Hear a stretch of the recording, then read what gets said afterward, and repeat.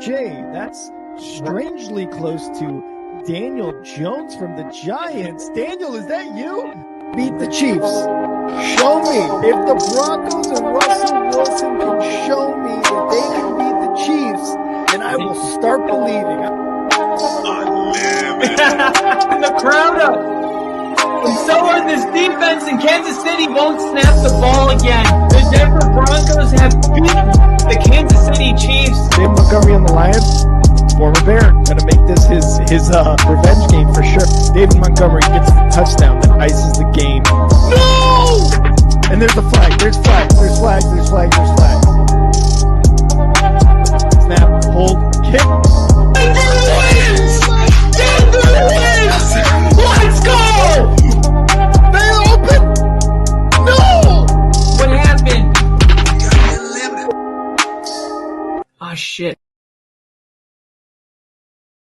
Yo, what's up, everybody? Welcome back to the only football podcast tonight.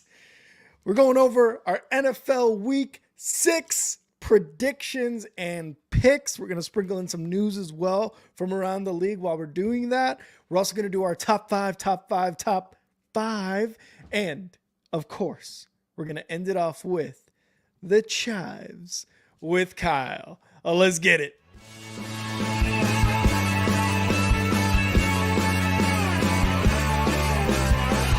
America is football. Football is America. And if you don't like it, you can kiss your candy ass. This is a moment in time. I'm giving it. Oh my god. No! You loved it. 30 to 27. No! Chiefs win. Chiefs No! win 30 to 20.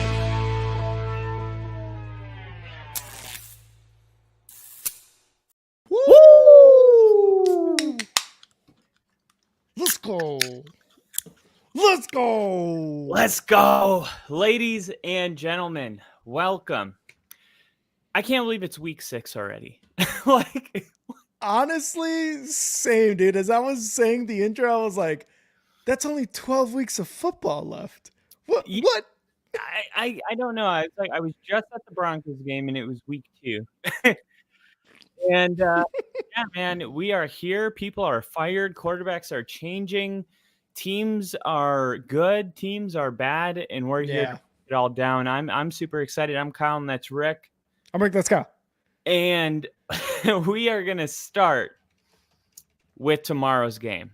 Mm-hmm. All right. We're going to be going into our predictions, and we're going to be talking about Thursday night football, which is kind of an important game for both of these teams. I feel like going into this season, everybody just crowned the Niners. And I kept saying the vibes weren't right. The vibes weren't right. And what I didn't expect was CMC to be out. And with CMC still having yet to play, it has affected the 49ers in a visible way, and their record shows it. It's kind of left the door open for maybe a Seahawks team to go ahead and get that first place spot in the division, who got off to a good start. They were undefeated going into Detroit, coming off a bad loss in that Detroit game. And then they lose to the Giants to make matters worse. But the 49ers lost as well. So this is kind of a game that both teams really want, because whoever wins this game would put them, I believe, in first place in the division, or at least they would have the tiebreaker over the other person. Uchenna Sua will miss this game, while Brian Murphy and Boye Mafe and Tyreek Woolen are all questionable as far as injuries go. Like I said, there's a lot of people that had high expectations for Mike Macdonald's leadership and his defensive strategy and the mastermind that he is, but the injuries in the front seven has been especially problematic for the Seahawks team. And for the 49ers, they have their own issues. Like I said, they weren't expecting CMC to be gone, but uncharacteristic for this team, they are ranked 30th right now in the red zone. They are having a hard time scoring right now. Their offense is down 12th in early down success rate. which doesn't really sound that bad until you realize that they led the league by a wide margin in that metric last year. So things are just a lot different. And perhaps for the 49ers, meeting a banged up Seattle Seahawks team is just what the doctor ordered. But I don't think it's going to be that kind of easy game for the 49ers. I know you'll be rooting for the Seahawks, but I find this game very difficult to pick as just a straight up prediction or as even as a bet. The spread right now is, what is it? They're 49.5 points total. So they're thinking like a 25-25 game. Who's the favorite in this game? Do you know?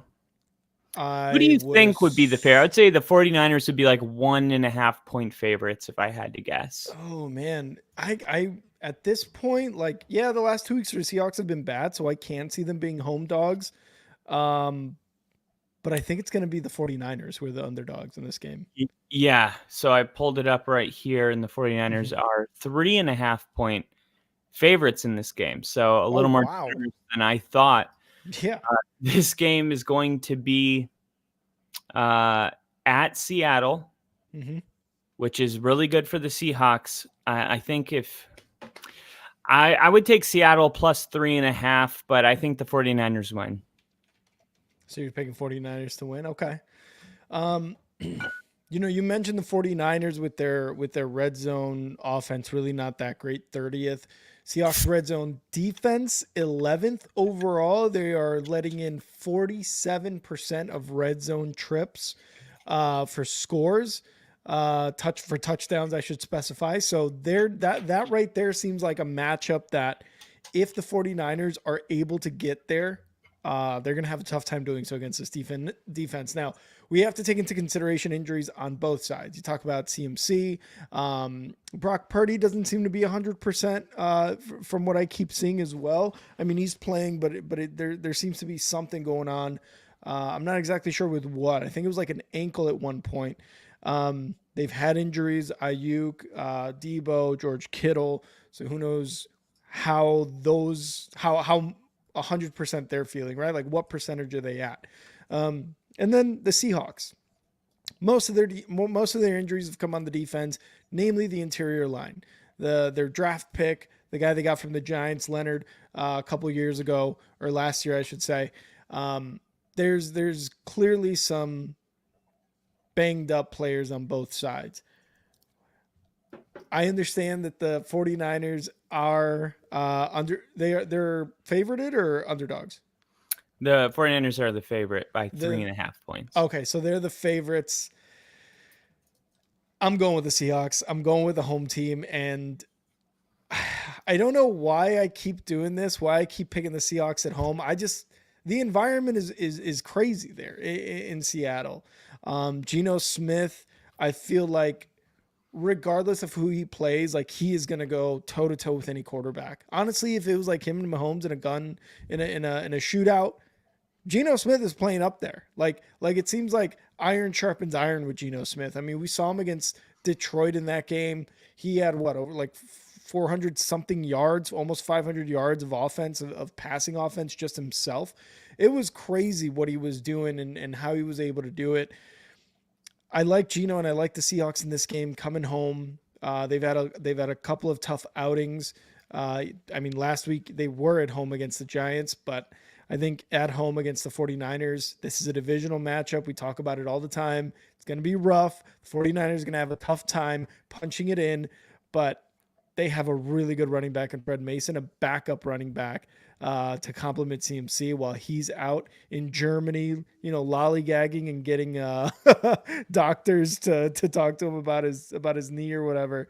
So I'm going to go with the Seahawks. The 2 weeks in a row they've lost some really bad games. I think they take this one against the 49ers and they place themselves at the top of the NFC West. All right, so disagreement on the first game. First game. Going into the second game, I'm sure this is one that we're going to end up agreeing on. And that 49ers game, like I said, that was not a get-right game.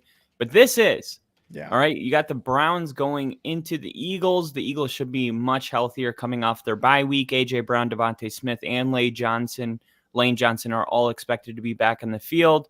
Oh. Meanwhile, the Browns are definitely spiraling out of control at this point, and we don't know what's going to stop it. I don't know. I made this point yesterday. I said, if you're the Browns and you wanted to tank, but you can't officially tank, just let Deshaun Watson stay your quarterback, because let's be real. If you have a quarterback as prolific as Deshaun Watson, no one can accuse you of tanking, even if he deserves to be benched.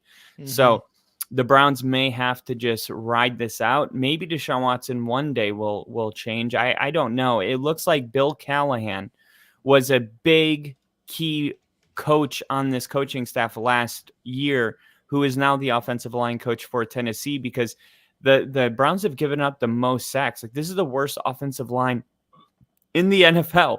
And that was like their bread and butter last year. It didn't matter if Nick Chubb went out. They were able to run the football no matter who was back there. And it was because of that offensive line. Uncharacteristic, just everything. They're not good at defense. The offensive line's not good. They have no identity at this point in the season. And I think this is an excellent opportunity for Vic Fangio to kind of flex his muscles on this team, who is really easy to take advantage of it at this point. I'm also excited to see what Kellen Moore is going to look like after the bye week. I do expect them to make some personnel changes. The Eagles have yet to really, I guess, like, get into great football form. But I see the Eagles are an 8.5 point favorite in this game. That's pretty high for any team, but I would almost be willing to take Cleveland just because of that 8.5. But don't get me wrong, I'm taking the Eagles all day long. Not sure if they win by that many points. Especially after Cleveland is going to be a little desperate for a win. They're 1-4 coming off a really bad loss. Historically, teams that come off nasty losses and then the next week are playing a team and the spread is 8 or more points, end up covering the team that just lost. So maybe that's just them playing more inspired after getting embarrassed. I'm not sure, but I definitely think Philly wins this game, and I'm not sure it's going to be that close of a game.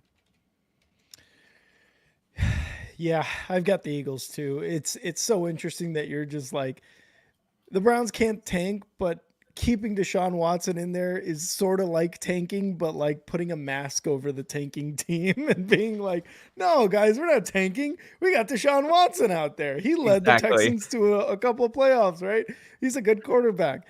No, it's true, man. The Browns look rough. And even in games that Deshaun Watson looks like decent, I think it was that week 4 game that he actually looked pretty decent, his players let him down, whether it's his offensive line, whether it is wide receivers, his other play, like, they just let him down. So I feel like Deshaun Watson, no matter what happens, he's in a no-win situation in Cleveland right now. It's literally showing by their record. He's in a no-win situation as a quarterback and a no-win situation as a team.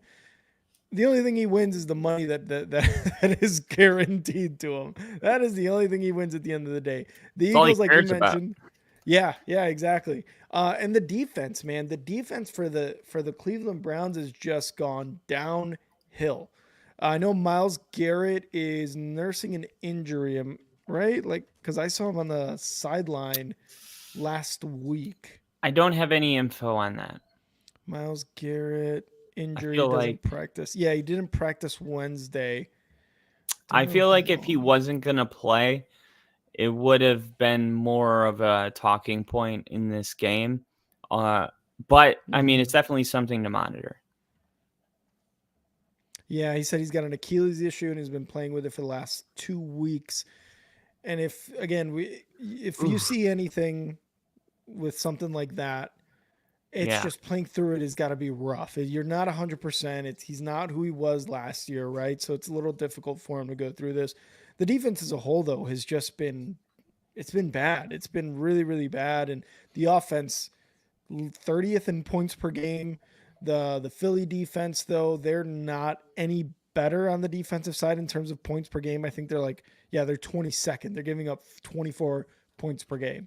So, it's easy to take the Eagles in this one. It's just I feel like it's kind of a no brainer, like you said. Devontae Smith's coming back, or at least he's practicing, I believe. He's been a full participant in practice. AJ Brown's back. Lane Johnson's back. This is going to be, in my opinion, a get right game for the Eagles. This could be one of those things where it's like we're getting our players back. There's definitely been some tumultuous relationship between Jalen Hurts and Sirianni. So maybe winning cures all, if we're being honest, right? Winning cures all. So if they can get on a run here and start winning, then yeah, maybe this Eagles team isn't doomed, although it looks like it right now. But I got the Eagles taking this dub for sure, especially at home. Yeah, and it is worth noting, as we're doing this podcast, there is a story right now, trending right now on X, that Deshaun Watson, there is growing rumors that, I guess, trade speculation right now. Who? Oh my God. Yeah, I'm looking for anything credible, but it's like sometimes where there's smoke, there's fire, and a lot of people are talking about it, and it's just kind of random for a Wednesday. Deshaun Watson listed the Steelers as his preferred trade destination. What? That would actually make sense, because as bad as Deshaun Watson's playing right now, I'm sorry, I'm taking him over Justin Fields probably. I just, that's a take. I right feel there. like, look, here's my bottom line on Deshaun Watson. He was starting to look really good last year when he got hurt. Well, why was he looking really good? He's playing with the greatest defense in the NFL, historically one of the better defenses in decades. And he had a really good running game, and he had one of the best offensive lines in the league. Now, a bad defense, the worst offensive line. I'm sorry, but we've made this point ad nauseum. It doesn't matter what quarterback you have back there. Patrick Mahomes has always had a top 5 offensive line. If you put a quarterback behind the worst offensive line in the NFL, he's going to have a shitty year. And that is not me just kind of like sticking up for Deshaun Watson. It's just the truth, no matter what quarterback we're talking about. Daniel Jones, Deshaun Watson, Russell Wilson, and Justin Fields 2 years ago. So I just think, if Deshaun Watson was on the Steelers, I think immediately maybe you start seeing what we saw last year. Maybe it takes 2-3 weeks, but I definitely think it would be an improvement, because the Steelers right now have the highest graded rookie in their was it Frazier? The center. The center, yeah. Zach Frazier. And that offensive line is playing really well. So I don't, for what it's worth, we'll see what happens with that. I don't know if anybody wants that contract, to be honest. No way. I'm real quick, I'm just gonna retweet this episode on my X. On my X at NFL with. But what do you think about like the Dolphins potentially? The Dolphins with Deshaun Watson, I don't know, man. They just paid Tua all that money. Although it's not totally guaranteed. I mean, Deshaun Watson right now, if you told me without the contract that he's possibly getting traded to the Dolphins, yeah, I could see that. But the contract they just gave Tua, obviously the contract hanging over Deshaun Watson's head and the Browns, definitely not going to happen, in my opinion. It's just too much money unless the Browns pay, like the Browns have got to pay a lot of that money, which they already have, but the remaining balance, they've got to pay a huge chunk of that money. And honestly, I don't think they will. Like in any situation, I don't think they will, if they do trade him or if they don't trade him. Now, Deshaun Watson saying something about the Steelers being his preferred team, I don't know. I think you want to stay with Justin Fields, but also like, is he the future? Has he really shown you the future? And, again, I always say this because I had Justin Fields as my quarterback. He's not impressive in terms of franchise quarterback. It's just he's not. He's very athletic. He can run the ball. He can run for 1,000 yards a season. Whatever you want him to do in that aspect, it's just the passes sometimes are not there. The timing, the long ball, but he's had success in Pittsburgh. But you got to credit that to the coaching as well. Now, can Deshaun Watson, possibly improve with some coaching? I think he's a little too far gone from that because you have 2-time coach of the year, Kevin Stefanski there. So in my opinion, he's a little too far off there. Now, I do like what you said about the offensive line because, yeah, that's possibly true. I will give you one outlier, though. Anthony Richardson with a top 5 offensive line, even he would struggle a bit. He struggles to make high school level throws, which we've all seen. So even with like a top 5 offensive line, Anthony Richardson may be the only one who won't be able to do anything with that. But yeah, Deshaun Watson trade speculation. I don't know. I can't see any team trading for him unless you're desperate, unless you're like the Panthers. There's one that makes a lot of sense to me. What's that? And we'll wrap it up after this. The Titans. Oh, a lot of weapons. Bill there. Callahan, the offensive line coach from last year. He's over there. Will Levis, I don't think anybody's bought in at this point. A pretty damn good roster, actually. I mean, imagine, I feel like if you take any of the top 5 quarterbacks in the league and put them on the Titans, they're competing for first place in that division right now. Yeah. So Will Levis has lost them games. And they haven't paid their quarterback. Like you said, you can't go to the Dolphins because of the Tua contract. The Steelers, I just don't know. You already got a weird thing with Russell Wilson and Fields. Now you're going to put in more. Yeah. I mean, unless it was a straight up trade where like the Browns get Russell Wilson, and that would make sense. What if it was a 3-way trade where Justin Fields goes to the Dolphins, Russell Wilson goes to the Browns, and the Browns give the Steelers Deshaun Watson?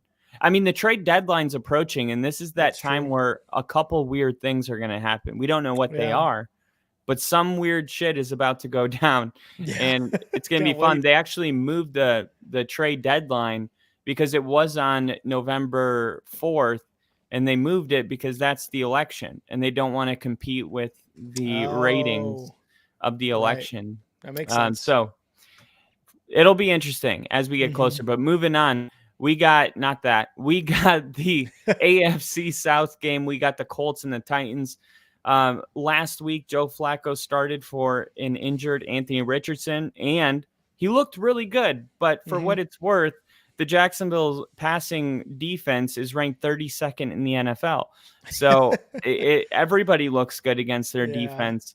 Will Levis's shoulder should be healthy after the bye week. And I feel like it's really important because even that trade talk we just had, Will Levis doesn't want people having that, especially as we close in on the trade deadline. He wants to secure that job. And we know how it is. I mean, if it doesn't work out this year, Will Levis is going to be a backup for a long time, most likely. Yeah. So I'm sure he doesn't want that. First-year head coach, Brian Callahan, I feel like he can use the bye week to try to get his team to play better. I mean, this is what the bye week's all about, getting healthy. And for a couple teams, that was an early bye week. That was the earliest bye week you could have. But there were a number of teams that actually needed it. And when you look at the bye week at week 5, you're like, oh, an early bye, what a waste. But that's not the case for some teams like the Eagles and the Titans. So they should be able to get healthy. The Colts are, I mean, as of Tuesday, they didn't make any decision on whether they were going to go with Anthony Richardson or Joe Flacco. I've heard Colts fans saying that if I'm running the show over there, I'm just going with Joe Flacco for the rest of the year. But the point is at least they know that they have that insurance policy. Joe Flacco looked good. So maybe if you do go with Anthony Richardson and it's the second quarter and he's 3 for 9 with 2 picks and they haven't scored, you have that option to put him into the game and let him continue to learn because he is like only 21 years old or something like that. So I don't know what the Colts are going to do. They're coming off of a loss against the Jaguars. Now they're going into Tennessee. Welcome to my don't touch it. Welcome to my don't I was touch it. waiting for this. I was like, this is Kyle's don't fucking look at it. Don't be near it. Don't sniff it. You pervs out there just like, oh, I just want to smell it. No. But I'll take the Titans at home.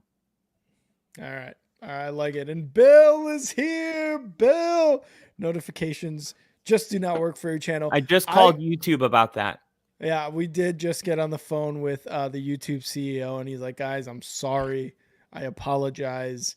Also, here's $1 million. That's why I reposted it on X, because I was like, I know if Bill's not in here, our notification didn't go through. Yeah. Because Bill is in here all the time. I think, Bill, the best method is probably just like turning on the notifications for the Only Football Podcast on X, because at least it's going. Unless you all on YouTube, clearly not the move right now. Colts Titans, dude. I could not agree more. This game stinks. This game is the most disgusting Week 6 game of this week. It's just terrible. It looks bad. Joe Flacco looked good. You mentioned that the Jaguars have some of the worst passing defense. Joe Flacco's pretty damn good though. Last year taking the Browns to the playoffs. This year looking pretty damn good in a Colts uniform. The Tennessee Titans defense though, they are extremely weird. They are number 1 in yards per game allowed this season, but they're 15th or 16th in points allowed as a defense, and they are 30th in offense in yards per game. That is a recipe for losing. That is just a recipe for absolute losses. And don't get me wrong, Will Levis has absolutely lost games for this Titans team, and he will go down at the end of this year as a guy who probably could have at least game managed a couple wins this year. So the Titans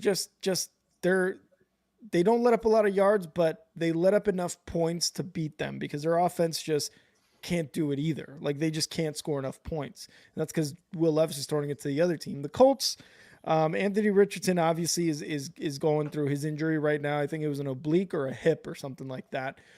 From last I checked, you bring in Joe Flacco. You saw what he did last season with the Browns. It's a good investment. Yes, he's a little bit on the older side and he's not going to have any sort of mobility, but so far he's looked good. I think he had over like 350 yards, 400 yards last week, something like that. So you can tell he can still sling it. And when you got guys like Pittman and Downs and Alec Pierce and guys that can just go down the field and get it, you want a guy like Flacco on your team. So with all that being said, while I don't trust either of these teams because this game just is horrible, unfortunately, I got to go with the Colts. I cannot go with the Titans. The Titans are just a recipe for losses, like at every turn. Head coach is like, hey, I gave a talking to our quarterback and he's going to improve. What does he do? He throws a pick 6 again for like the 3rd game in a row. And that was me thinking he's not going to do it again. And he did it again against the Packers. So I don't know, man, until they figure out exactly how they want to go about Will Levis, I can't bet the Titans. I can't pick the Titans to win any games. And the Colts have their own problems. But to be honest, they look much better on offense and their defense is surprisingly decent. So I'm going Colts. Yeah, I was hoping that you would go Titans because there's something. Do you really want to know why I made that pick? Why? Because Vanderbilt beat Alabama. And Nashville just has the vibes right now. I don't know why. I like the vibes. But sometimes you just got to follow the vibes, especially in the toss-ups. Another team riding pretty good vibes right now, and I'm going to pat myself on the back for saying this.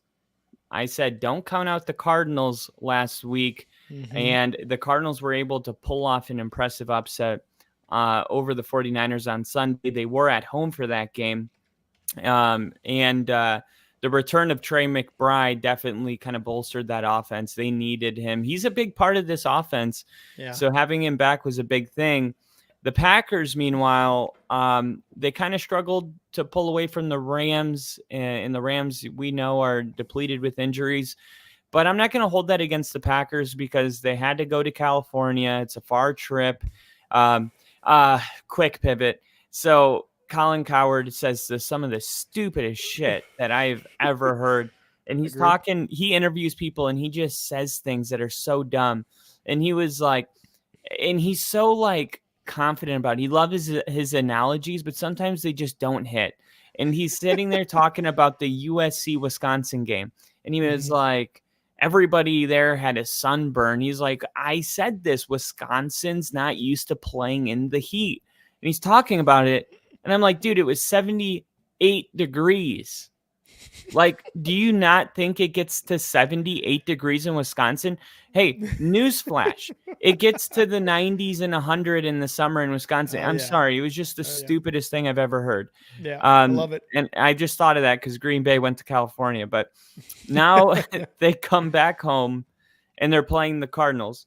The Cardinals are coming off a really impressive win. I think the Packers win against the Rams is impressive. I don't care that the Rams are injured. Sean McVay is always going to have his team playing really difficult. I think this is a lot harder than it should be for me right now. I see the Cardinals as a team that they're going to be a tough opponent week in and week out, and they're going to have wins over the 49ers. And right when you say, okay, the Cardinals are good, they're going to play a good team and they're going to lose. And then you're going to try to get off of the Cardinals bandwagon and then they're going to win. And the Cardinals are going to do that for a lot of this season. I'm going to take Green Bay at home. I'm not going to overthink this. I feel like Jordan Love really got into a groove in the second half of the Vikings game. I felt like the Rams played tough, but I'm not going to hold it against them. A win is a win. And this line is kind of a dead zone. I don't really feel the need as far as betting on this game because I would kind of just stay away from it. It is recommended to check the weather report because there could be some strong winds on Sunday. The line might be too high if we get any weather in this game. I think the line in this game was like over 55 or something like that. So they are expecting a lot of points between these two teams. But if there is any weather or heavy winds, you're going to get both teams wanting to run the football in a lower point total. But I would take the under on the points if there is any weather, and I will take Green Bay at home. Yeah, I really do like what you said there about Jordan Love, right? Like he's improving a bit. He did a really good job. He did a really good job against the Vikings, avoiding a safety and instead throwing a pick six. So I think that was really good on him to avoid that safety into a pick six. Yeah, that was definitely like his worst play of the year, but it's like you watch it and you can see what he was trying to do. Yeah, but it was so funny because it's like, I got to get the fuck out of here. Fuck. You know what I mean? Fuck.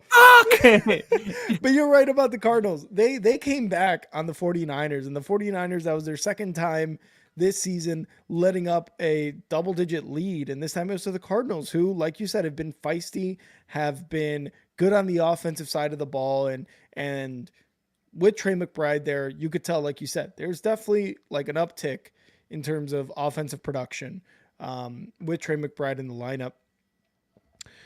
But the Packers play in the best division in football, the NFC North, the only division where every team has a winning record. It's a tough one.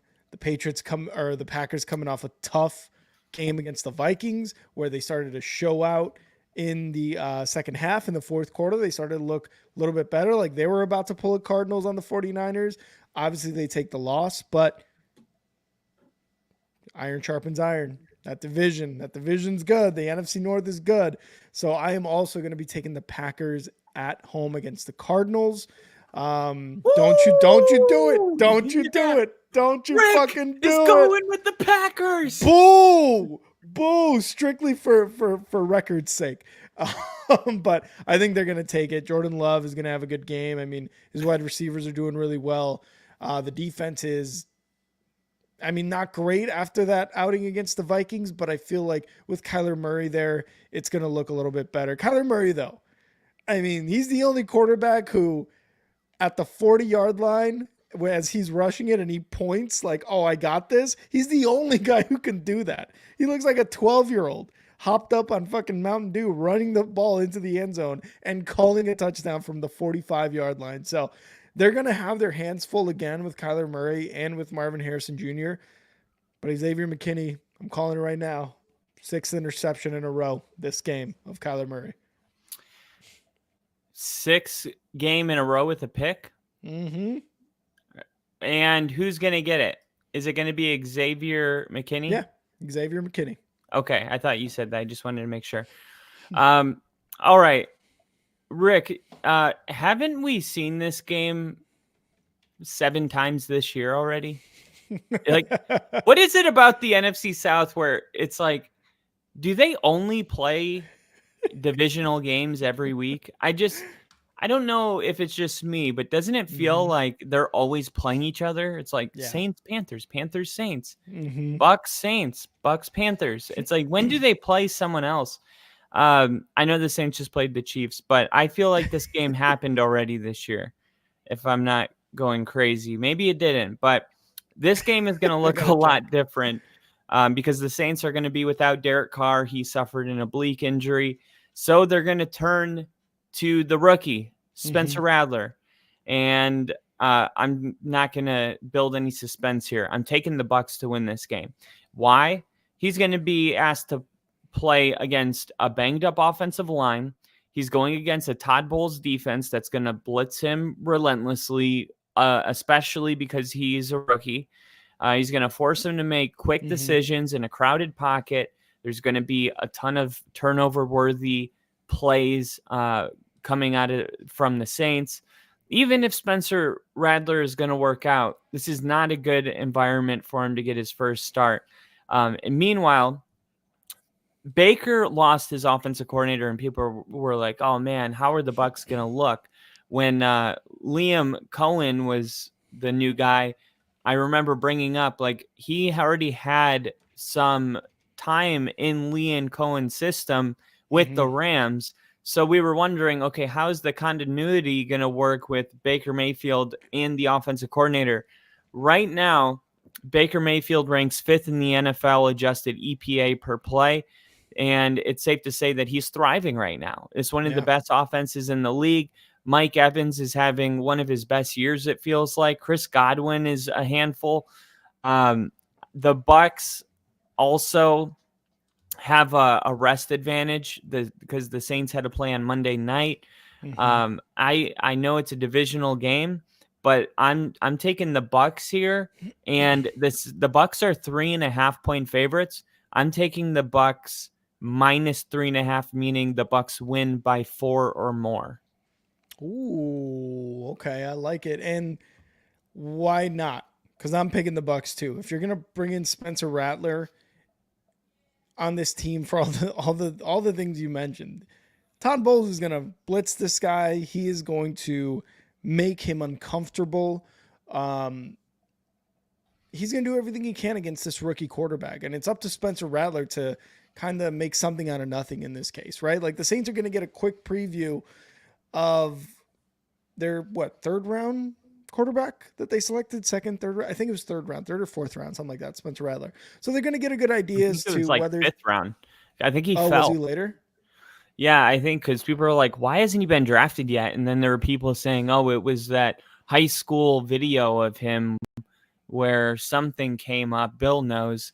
Jamie, what was the issue with Spencer Rattler? Let us know in the comments. But yeah, there was some kind of issue that made him fall to like the 5th round, I think. Yeah, something like that. And he started off his college career amazing, but they're going to get a very, very quick idea as to what he can do and what he can't do, because against just a much better Bucks team. Rookie, your entire offense looks terrible after those first 2 weeks of just ungodly offense, which they're still ranked fourth, I think, in like total yards, total points, whatever it is, because of those first 2 weeks, and they've just fallen off completely. They're just going to get a quick idea. But I mean, again, it's up to Spencer Rattler to kind of go into this game and see what he can do. I don't think anybody's expecting much. I don't think Saints fans are expecting much. They're going to be exciting. It's always exciting seeing a rookie quarterback start for your team, no matter what, no matter how bad, how good. And it's going to look probably really, really bad, because if Derek Carr has to throw a moonshot in the air to get intercepted, Spencer Rattler is definitely going to have a tough time. The Bucks, on the other hand, coming off the bye, coming off the rest after they who did they lose to? They lost badly to the Broncos. Week 4. Yeah, so they just had their bye week. So they lost badly to the Broncos. They want to take this win really bad. They want to take this win against a division rival nonetheless. And you mentioned, you're like, have we seen this game like 6 times already this week? It's just like Bucks Saints, Bucks Falcons, like all those Saints Falcons, all those just seem to mesh into one big NFC South game. So yeah, it's probably happened like 30 times already, and we're just so numb to it. We're like, haven't they played already like 3 times? I thought you were only supposed to play your division twice. But it's going to be that. It is going to be that. The Bucks, obviously with Baker Mayfield there, looked good to start off the season, had them in my top 5. And then, against the Broncos, did not look good at all. They got the rest. They've got the preparation to go against their division rival.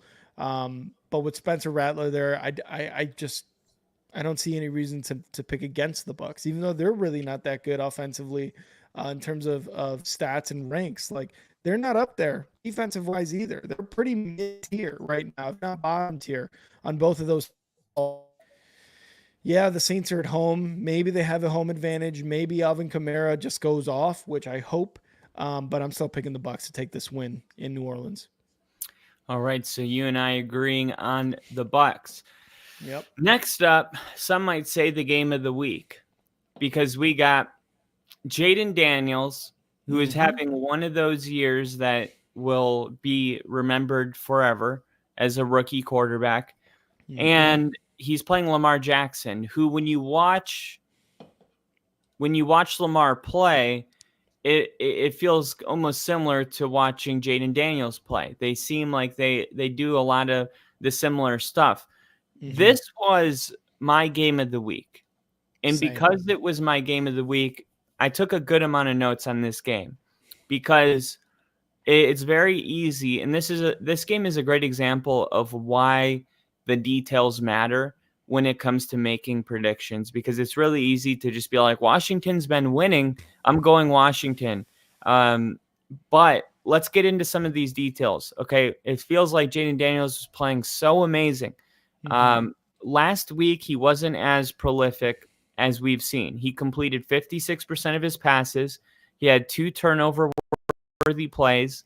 He completed 4 of 9 passes of 10 yards downfield for 142 yards and a touchdown. So you did have a lot of like 10-yard catches that went for large gains. But here's the kicker. There's a couple things. One, Washington's offense had an early down success rate of only 28% in the game, which would be the worst in the NFL at this point. Oh, wow. So against the Ravens, one of the key is staying out of 3rd and long, and Washington hasn't been doing great on early downs. Now, for the Commanders to go into Baltimore, this is by far their toughest opponent yet on the schedule. When you look at the Commanders' win totals, or the games that they've played, they have a combined record of 6-14. Only one of those games ranks outside the bottom 12 in DVOA, which is a metric that breaks down like an entire season play by play.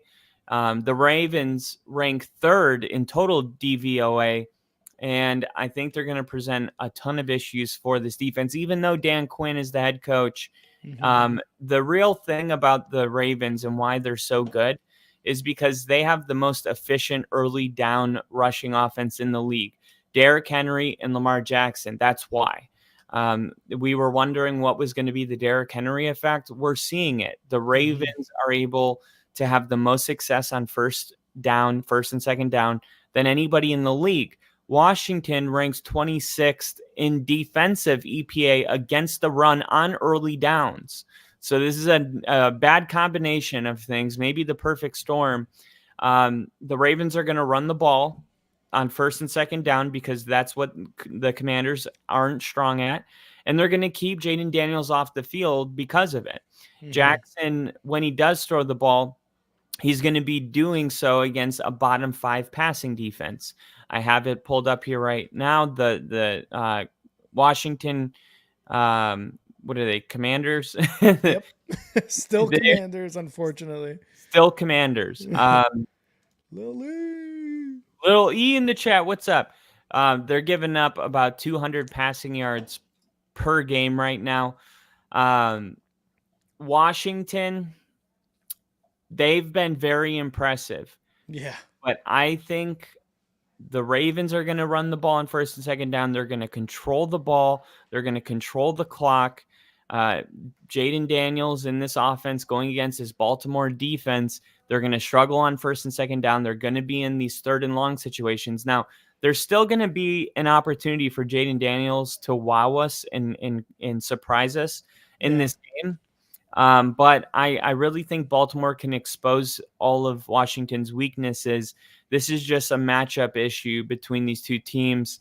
The one thing, I guess, going the Commanders' way is that Lamar Jackson is just 7-18 against the spread as a favorite over a field goal in his career.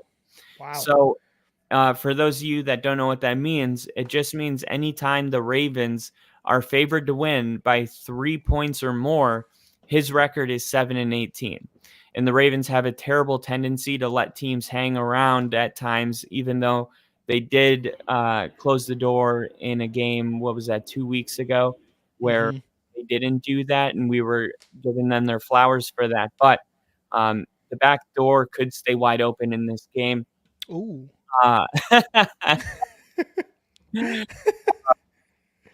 If anything, for the people tuning in for a bet, I would go Baltimore in this game. I think the Commanders have been really impressive. I think the matchups are all in Baltimore's favor. And the best bet, I think, is to look to bet Baltimore in the first half. You can do that. You can just bet on Baltimore to be up 14 points in the first half. I think that wouldn't even be a terrible bet, but just do a first half bet because who knows what's going to happen in the second half if the Ravens let the Commanders come back and maybe Jayden Daniels has one of those games that's just like, he's here. He just went toe-to-toe with Lamar and won this game, or maybe the Ravens don't play their best game. But I feel like with everything the Commanders have done the past 3 weeks and the fact that Jayden Daniels is kind of like Lamar, this is kind of like the student and the teacher going against each other. I expect the Ravens to be ready for this game and to give their best blow to the Commanders. Just hopefully they don't keep the back door open. Kyle is keeping the back door open, and Ravens are going to give it the best blow, the big blow there. So you're taking Ravens on this one. I'm also taking the Ravens. And you said it at the beginning. It's my game of the week. This game, early slate after the London game, is going to be top tier television. It should be on every bar's main television, every stream's main television. This is going to be a really good game. You mentioned some stats there as well. Both of these defenses overall are kind of mid-tier, with Washington's being just a little bit better in terms of yards per game, 14th versus 19th for Baltimore. But the rushing defense is kind of crazy. Baltimore lets up 60 rush yards, while Washington lets up 130, over double of what the Baltimore Ravens are giving up. And like you said, you mentioned that one of the first things was that's going to be one of the main factors here is Brian Robinson and Austin Eckler are going to have the toughest time running against this Ravens defense. Jayden Daniels may end up being the top rusher or the leading rusher at the end of this game. And to be honest, I wouldn't be surprised about that one bit. Now, the Washington Commanders defense doing, again, kind of mid-tier. They're a little bit better than the Ravens overall, which means their passing defense is much, much better than whatever the rushing is. So I also wouldn't be surprised if Derrick Henry and Lamar Jackson are the 1 and 2 rushing leaders in this game as well. You said it. They're going to pound the rock with Derrick Henry and Justice Hill, and expect Lamar to also be able to get outside the pocket and make some plays happen, get some first downs, get some 20, 25 plus yard runs. And Jane Daniels is going to have his hands full with this defense, because if you can't run the ball, that leaves you wide open for pass rush, pressure, and he's going to have to be quick on his feet. And we've seen that he's able to make dynamic plays, kind of stretch the pocket, move the pocket, get out of pressure, and deliver a long ball if he needs to with really good accuracy. I just think it's going to be a tough go. And I'm also taking the Ravens in this one, especially at home. It's just up to the Ravens at this point to not fuck this up and not find themselves in a hole early and really actually late in the game. But I'm taking the Ravens to take this dub. Jane Daniels, I think student versus teacher. Teacher wins. Student learns a really, really good lesson. And just like CJ Stroud, big bro Caleb Williams, I think Lamar Jackson is going to big bro Jaden Daniels in this situation. But this is nothing to do against the Commanders. They're just going up against a very, very tough team and a very, very capable team, both offensively and defensively. All right. We got a old school football game coming up. I don't know why I said that. It just feels that way. The Steelers and the Raiders, just two teams that have a ton of history. I don't know if there's ever been a meaningful game between these two, but it feels like there's something in my subconscious about it. I looked at this game and I pondered a lot, because the Raiders are starting to fall apart. Yeah. They're coming off of a loss against the Broncos. But Brock Bowers looked really good in that game. And they end up benching Gardner Minshew. And now Aiden O'Connell is they said he was going to compete for the starting job in practice. And I think I just saw that he's going to be the starter for, let me just verify that really quick. I think it was on NFL.com. Raiders to start O'Connell, yes. So O'Connell gets the nod in this game. And there was a lot to like about O'Connell as far as just like a pocket quarterback. O'Connell gives you, I think, he's a better pocket quarterback. Gardner Minshew gives you more backyard football. I don't know if any of the options are great, but I thought O'Connell made a lot of impressive throws. I know there was one like 3rd and 17, and he was backed up on his own end zone, and he threw a really good first down. And I was just like, damn, he's got something. There's something there. Now, there hasn't really been there hasn't been an answer for the Raiders offensively. Davante Adams is not on the team anymore. Neither has a dreadful running game. As far as passing yards allowed per game, the Raiders and Steelers are right next to each other, 16th and 17th. The one thing I could find that separates them is the Steelers run for 121 yards per game, whereas the Raiders are 30th with only 84 running yards. It looks like they lost Josh Jacobs and didn't really have a backup plan. The Steelers last week, they forced 3 turnovers and yet couldn't score more than 17 points against Dallas's defense, who didn't have Micah Parsons, didn't have Dexter Lawrence. Lost a couple more players in the game, I'm pretty sure. Justin Fields completed 55% of his passes, 4.9 yards per attempt. George Pickens is in the doghouse, it appears, because of his lack of effort on Sunday. But he's always fucking open. He's always open. Yeah, well, yeah, I don't know, man. It's like he's always open, but then also like you got to be a good teammate, and he hasn't been, and now his snap share is cut down to a season low 59%. So you're not seeing George Pickens on the field a lot. I like this. This offense is already struggling. The Steelers can't afford Pickens to not give it his all, since Yeah. he's really the only true difference maker on the offense. I can't believe I'm doing this, but I'm actually going to pick the Raiders in this game. I know everybody's going to be riding the Steelers. One of the main reasons I'm going Raiders, I have two. One of them is Aiden O'Connell. And I think anytime a team names a new starting quarterback, there is some juice that comes with it. I know that there's going to be a good defense in TJ Watt, but Denver had a really good defense last week, maybe the best defense in the NFL, and he was able to make some throws. He led a touchdown drive. I think they got a 2-point conversion. The Raiders are going to have a little juice. They're going to be at home. And then last but not least, the Steelers were playing football on Monday morning. I mean, it was Sunday night football, but they were playing at 1 a.m. And that is because the game got delayed. They're going to be tired, I feel like, and now they have to fly all the way to Vegas for this game. Mike Tomlin, in his career, has gone 85-62 to the under on the road, and 52-26 since 2015. The point total's listed at 37 right now. So I think this will be a low scoring game. I think if the total goes up to 37, I would bet the under. That's a key number in this range, is something I just learned. There's a lot of key numbers in betting. 37 is one of them. If it gets up to 37, I would wait until Saturday, because I think people are going to be betting the over. Once it gets to 37, hit the under.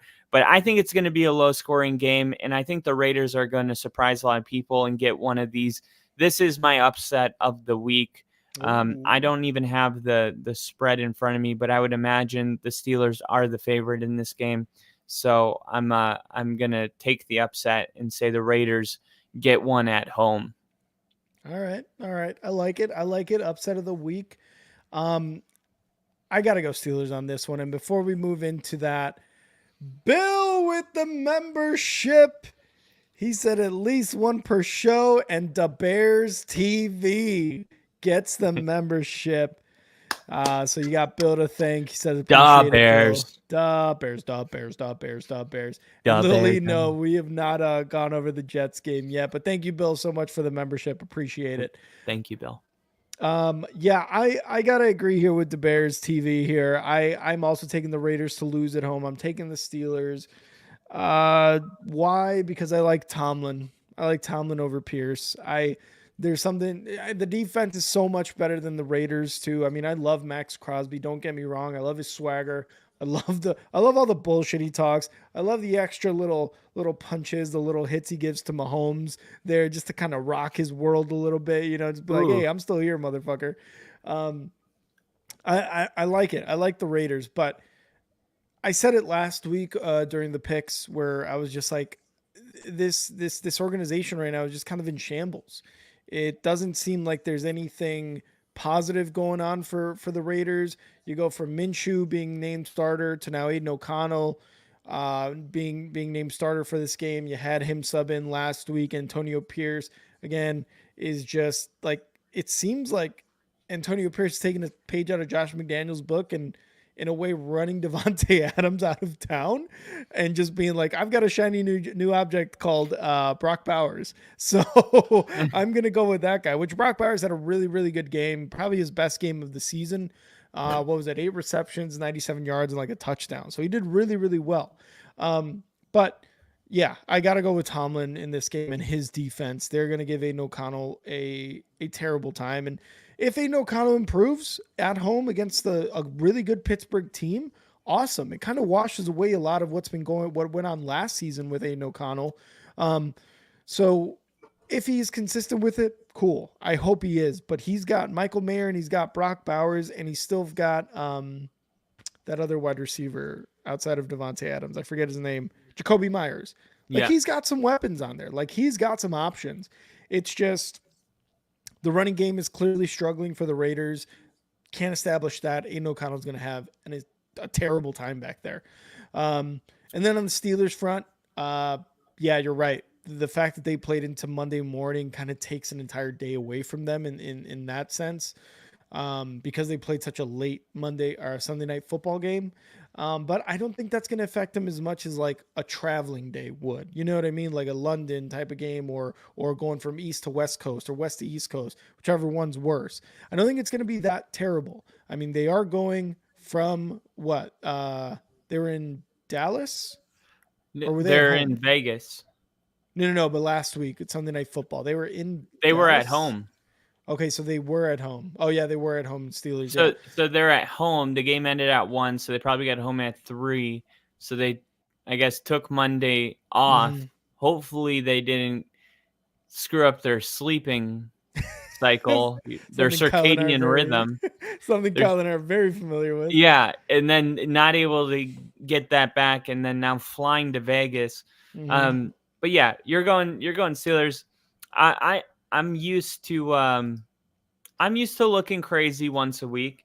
Last year, but here's the thing about the NFL, and I tell my brother this Mhm. all the time because he does these 16 leg parlays where I'm like, you just pick the favorite on every team. I'm like, that will never hit because It'll in be the NFL, it'll be a any day. given Sunday, and you got to have the foresight. What is the game that is supposed to go one way and it's not? That was my game this week. Last week, it was the Giants to beat the Yeah. Seahawks. Yeah. And this week, the Bengals are going to be playing the Giants, and the Bengals right now are 1-4, but don't blame the offense. Joe Burrow torched the Ravens, and maybe this is something we should have talked about more with the Mhm. Ravens Commanders game, because it seems like maybe Jaden Daniels will have an opportunity to torch this defense too. 392 passing yards, 5 touchdown passes. It still wasn't enough, and Cincinnati suffers their 4th loss by 1 possession. And when you look at the pass interference against the Chiefs, even this Ravens game up 10 in the 4th, like the Ravens are definitely the best 1-4 team in the NFL, and they could easily Giants be or Bengals? the Bengals. Yeah, they could easily be 3-2 or 4-1. I know everybody's panicking about the Bengals. I'm just not. I see Joe Burrow looks great. I mean, Mhm. he is playing some really good football. T. Higgins and Jamar Chase last week accounted for like 396 yards or something. Jamar Chase Yeah. had 196 yards on his own, I believe. Mhm. They had 4 touchdowns collectively. Like, they're fine. They just need the defense to start playing better. It seems like Jamar Chase and T. Higgins are fully healthy. The Bengals can put pressure on the corners for the Giants in this game. New York's pass rush, which we have been saying all season, maybe one of the best defensive lines in the NFL. It's definitely impressed a lot of people, but this is the best offensive line that Joe Burrow has had in years. Mhm. And Orlando Brown Jr. is playing excellent football lately. They're the left tackle there. Now, for the Giants, to his credit, Daniel Jones has looked a lot better than I think any of us expected this season. He still ranks only 18th in EPA, but Malik Neighbors is supposed to return. That should help immensely on a team that is kind of gaining some traction here. I'm not going to say that hopefully it doesn't mess up the vibes, but hopefully it doesn't mess up the vibes. And people are like, that's impossible. Remember when the Vikings were 5-0 without Justin Jefferson, and people were like, maybe it helps not force feeding one guy the ball, a ton. Stephon Diggs, same thing. Yeah. Stephon Diggs. Now, I don't think that's going to happen, but it's something to keep an eye out for, and hopefully it doesn't. He only missed 1 game with a concussion, so he'll be back. The Bengals, they are struggling to find a pass rush themselves. They had a player that blitzed Lamar Jackson on 51% of his dropbacks, and they just weren't able to make any kind of difference in the game. Last year, this player, Anarmuo, I can't pronounce his name. He ranked 41 out of 42 qualified pass rushers. So Love that. maybe that's why we don't know his name. But he's the guy that the Bengals are kind of counting on to get after the quarterback. If any of these quarterbacks make a mistake in this game, I'm betting it's going to be Daniel Jones and not Joe Burrow.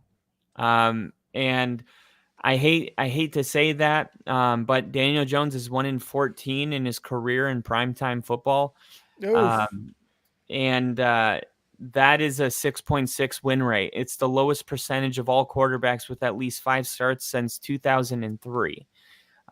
There are some numbers that you have to follow. This is one of those numbers that is just painfully obvious. The Bengals are 30th in those luck rankings that I continue to bring up. And it's obvious when you look at their record. They are almost the unluckiest team in the NFL. The record explains that perfectly. I'm taking the Bengals to win on the road, and I took the Bengals to beat the Ravens last week, so it's not a Giants thing. It's just how I feel about the Bengals. Yeah, it's tough to pick against the Bengals right now. They're having Look, here's the thing though. The offense is great. Don't get me wrong. The offense with Joe Burrow, Ja'Marr Chase, T. Higgins, these guys are doing extremely well. Even Zach Moss and Chase Brown. Chase Brown has been a very, very nice surprise for the Bengals. I mean, he did really well in college, and last year he was a rookie, and he had some kind of like adding a spark type of plays last season. And you kind of knew well, if they move away from Mixon, maybe they'll give Chase Brown the start. They went and got Zach Moss, but Chase Brown is playing a much bigger role in this offense right now. So you got to give him credit too for adding another level to this that him and Zach Moss and the running game are adding. But the offense, you just can't. There's nothing bad to say about it other than the fact that it's clearly not. At the beginning of the year, it just clearly wasn't there. There was something going on. Ja'Marr Chase and T. Higgins just weren't at that level yet. Now they're starting to settle in. They had a tough loss against the Ravens last week. And it is defined by Lamar Jackson stiff-arming their defensive lineman and avoiding a sack and being able to get a touchdown across his body to the middle of the end zone to Isaiah Likely. That's the story of their defense, man. It's like, they almost get there and then they just give up a touchdown or they give up a 50-yard play, something like that. It's the defense's fault right now, in my opinion, that they are not anywhere near elite status. That's what it is, right? Like you've got the Chiefs, the Kansas City Chiefs last year kind of being drugged to the Super Bowl by their defense. It's almost the opposite with the Bengals. It's like their offense is great, but their defense is just dragging them down to the ground, to the bottom cellar of the NFL right now. And again, Joe Burrow is a monster. As long as he is playing football, you are going to have that Super Bowl type of expectations, right? But the defense is making it a struggle. Now, the Giants, on the other hand, they're coming off a very interesting win last year in which they needed a blocked field goal and a pick six, if I'm not mistaken, right? They also had a pick six returned for a touchdown, if I'm not mistaken. The Giants? Yeah, because I know it was the Broncos and it was another team. The blocked field goal. Yeah, and for a touchdown. Wasn't it the Xavier McKinney? No, that was so that was the Packers that I'm thinking of. Okay, so they did win a kind of like, again, weird kind of way to win. They blocked the field goal. They were able to win that way. Daniel Jones against the Seahawks, 257 yards, 2 touchdowns, no interceptions, but they're playing all right. The defense is playing a lot better. That defensive line, again, we've talked about it, how good it is. Thibodeau is out per what Bill is saying here. Hold on, let me bring that up. Where did he have that note? No Thibodeau this week for the Giants. Had surgery today for a fractured scaphoid bone in his wrist. That sounds like it's going to hurt. But you the brought word up... just sounds painful. Yeah, right? It just sounds bad. You brought up Daniel Jones' record on primetime. He's lost already a primetime this year on Thursday Night Football. Unfortunately, he's going to do it again against a very, very good Bengals team. This is not going to be my upset of the week. It shouldn't be anybody's upset of the week. This is going to be a tough, tough game for the Giants, no matter how good their defensive line is. It's just that you're going up against Joe Burrow and Jamar Chase. You're going to lose that a lot of times, at least on the defensive side. And their offense is nowhere near as good as the Ravens to make this a shootout. Can Daniel Jones do it? Maybe. I highly doubt it, but maybe. But I'm also taking the Bengals to win this game on Sunday Night Football, baby. So, Bill, we will be here for that. Yeah, sorry about that, Bill, but sometimes it's like that. Daniel Jones's booty. All right, now I'm introducing a new thing on the podcast. I have my upset of the week. Well, this is my bet of the week. Ooh. I am taking the Patriots +7. I am taking so the Patriots are 7-point underdogs in this game. The Patriots will not lose this game by more than 7 points. Now let me get into the details here because I planned on this one thanks to a lot of research by ESPN's research department. I was able to pull different things and pull it all together to give you one story. So let's start with the Texans. Okay, they win over the Bills on Sunday. Definitely that is going to kind of influence the line to go up to 7 because it's an impressive win.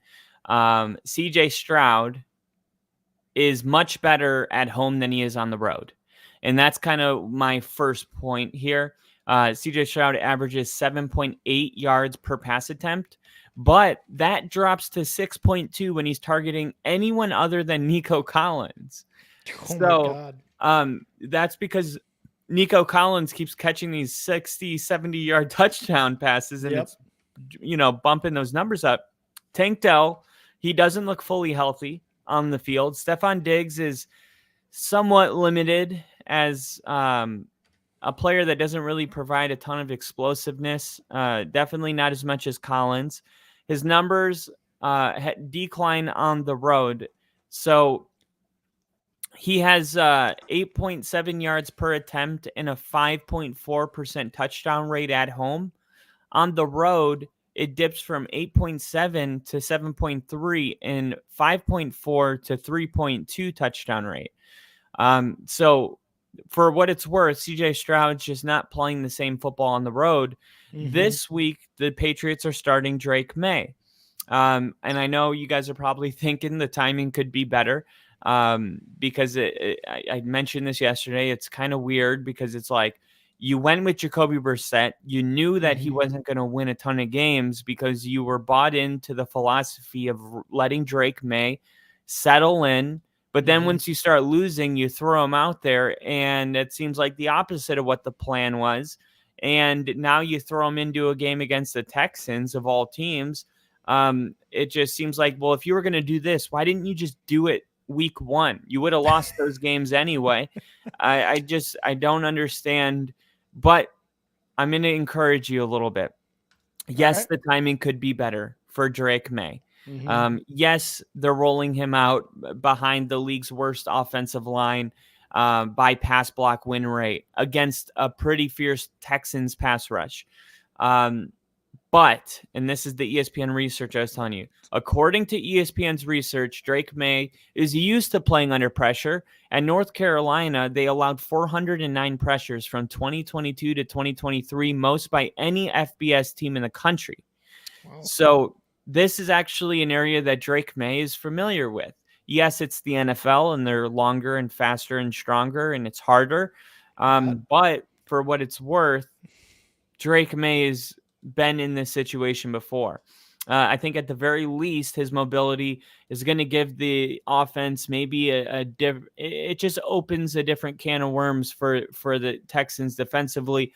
For the offense, it gives them a different wrinkle. I think Kendrick Bourne is going to end up getting more snaps this week. Jalen Polk out of Washington is beginning to emerge as a difference maker. He's somebody that I really liked. They have another guy. I'm blanking on his name right now, but I think it's Javon Baker. I really like Javon Baker. They haven't used him a lot. I would like to see Javon Baker come in. He was one of the he made this list. It's like I think it's like somebody's name. I can't remember his name. Freaks list, and it's like the freakiest athletes in the country. And he was on that list. It was like because he was able to like deadlift 1,000 pounds and bench 1,000 while running a 4.3. Like just one of those athletes that's like, how in the world can a human being be capable of such things? I want to see this guy on the field, man. I want to see him. I find a way, give him some wide receiver rushes, some swings, some screens, something. But why not? I mean, this is the week to do it. You got a new quarterback. Let's roll these rookies out and see what the Patriots can do. So I think there's going to be some new play calling this week with a mobile rookie quarterback. They've been ramping him up for weeks. We've known that it was only a matter of time before they start it. Stroud is 4-9 against the spread in his short career as a favorite. So that actually drops to 2-7 as a favorite of more than 3 points. And like I said, they're a favorite of 7 points in this game. So that the numbers are kind of backing the Patriots here. I think the Patriots are going to get a little bit of boost. Now, I still think the Texans win this game. I just don't think it's a full touchdown. The Patriots are at home. I felt like we've seen this game before, and I don't know why I remember this, but I believe week 1 last year, the Texans and Patriots played. And if I remember correctly, the Texans maybe won that game on the last drive of the game. I think they threw it on 4th down, and it was like a 4th down conversion they needed, but he was out of bounds. I think he was like a 4th and 7. But I remember that game being really close. Patriots at home. There's an energy that comes when the number 3 overall quarterback is taking his first snaps. Imagine this was Caleb Williams or Bo Nix. The crowd is going to be into this, and we've seen Drake May once. He did lead his team down the field, didn't score a touchdown, but that was just a couple of drives. Now we get a whole game of them. I like the Patriots this week. I believe in the home underdog winning this game or losing by less than a touchdown. I'm taking the Texans to win, though. Oh, okay. I was like, no way you're taking the Patriots. I almost am. I almost am. Kyle is almost doing it. Behind that offensive line, I don't know, man. It seems like you saw Jacoby Brissett just running for his life, having little time to throw. Bruce Feldman on the freaks list.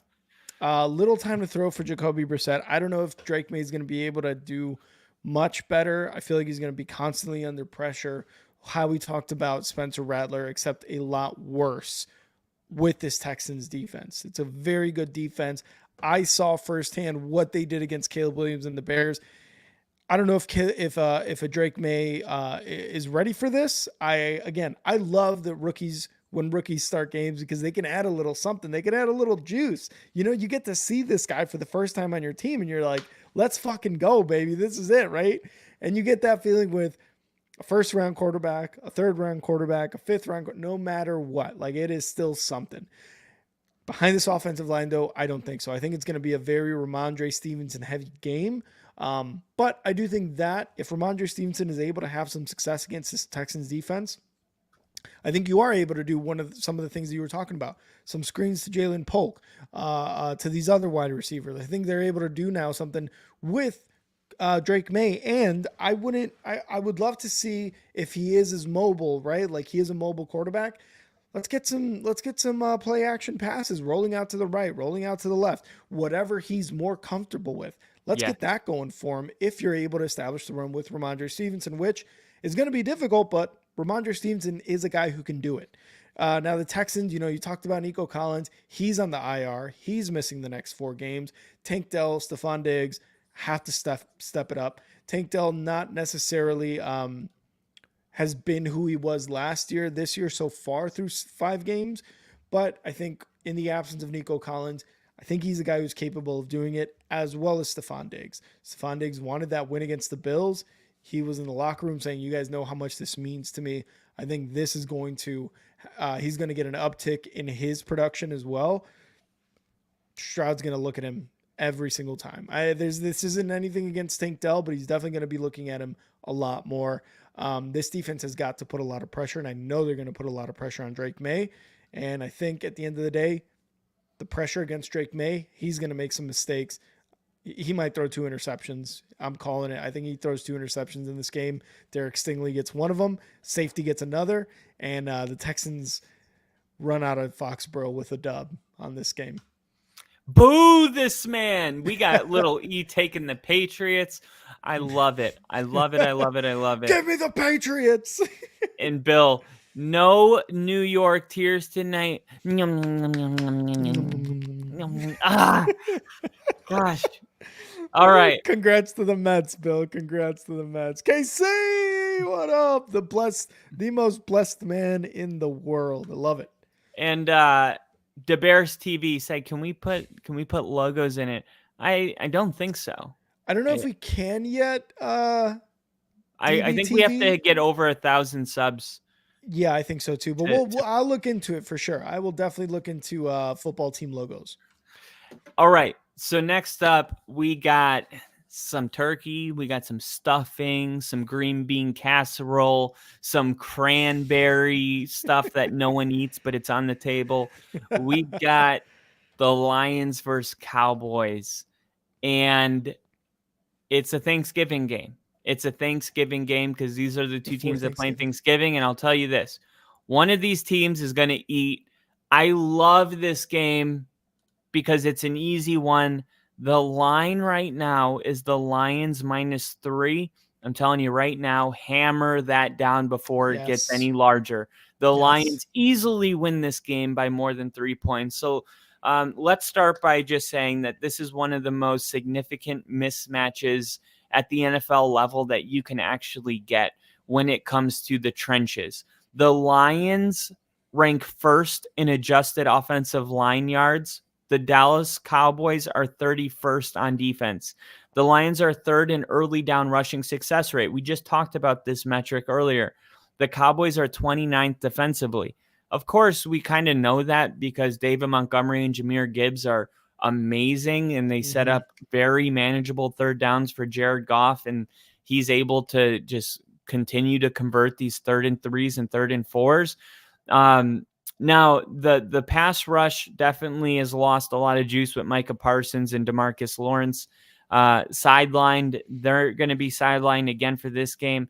Right? Just even if that's all I told you, the Lions, right? I mean, the Lions are definitely the team here. The Cowboys' run game has been stuck in the mud. They're 31st on that same metric, early down rushing success. Now, I said Rico Dowdle is I was like, oh, he's been kind of impressive. And you were like, really? Has he? I thought, yeah, that's what you said. Well, last week, you got to give him credit for stepping up. But this Detroit defense, he's going to be running into a brick wall the entire game. The Detroit defensive line ranks 2nd in adjusted line yards. This is just like polar opposite situations for both teams. Dallas lacks any real difference makers outside of CeeDee Lamb. We kind of knew that going into the year, but it's still like, well, maybe somebody will step up. Nobody really has. No. I think Aiden Hutchinson also plays a huge factor in this game. He wants to win Defensive Player of the Year. He is on track to do it. He's becoming, I think he is the favorite right now to do that. Dallas's pass blocking unit is 26th. Yes, he is the favorite to win Defensive Player of the Year. He's had 40 pressures in just 4 games. The next closest player has 29 in 5 games, and he's only played 4 games because of the bye week. Jared Goff has gone 38-18 against the spread in indoor games in his career, and he's 19-11 on extended rest. So Jared Goff, one of those quarterbacks that benefits from the bye week and playing indoors. Meanwhile, Dak Prescott is 2-7 against the spread in his last 9 games against non-NFC East teams, and 19-33 against teams above 500, compared to 32-14 versus teams below 500. So that 19-33 mark ranks 263rd out of 266 quarterbacks since 2003. The painful obvious choice here is the Lions to win by more than 3 points here. I also think that, just like I picked the Raiders over the Steelers because they were playing football at 1 a.m. on Monday, the Cowboys were playing football at 1 a.m. I'm sorry, but I don't care how much you like Dak Prescott and CeeDee Lamb. The Lions are going to win this game, and it's not going to be close.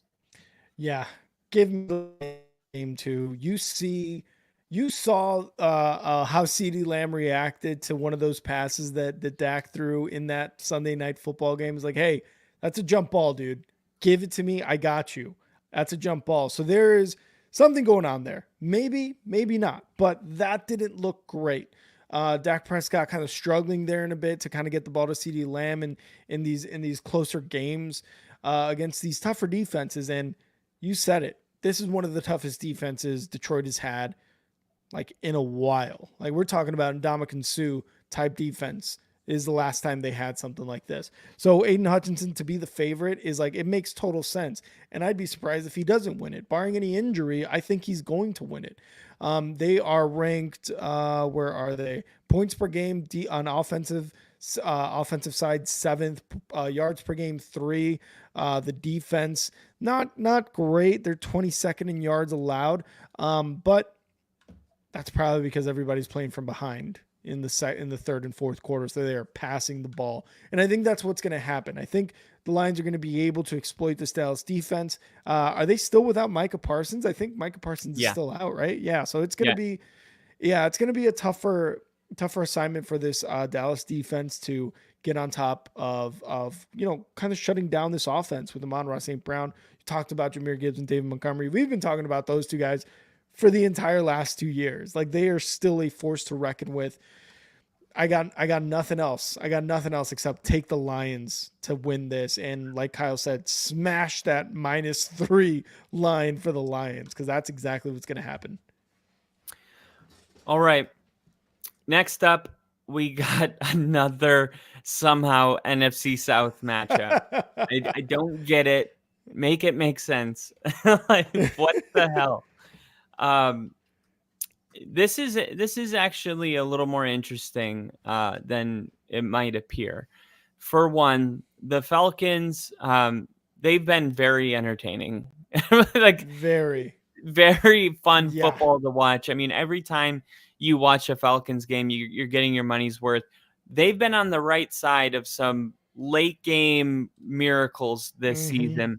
But it's worth noting that their 3 wins have come by 9 total points. And there's an argument to be made that they should have lost all of those games.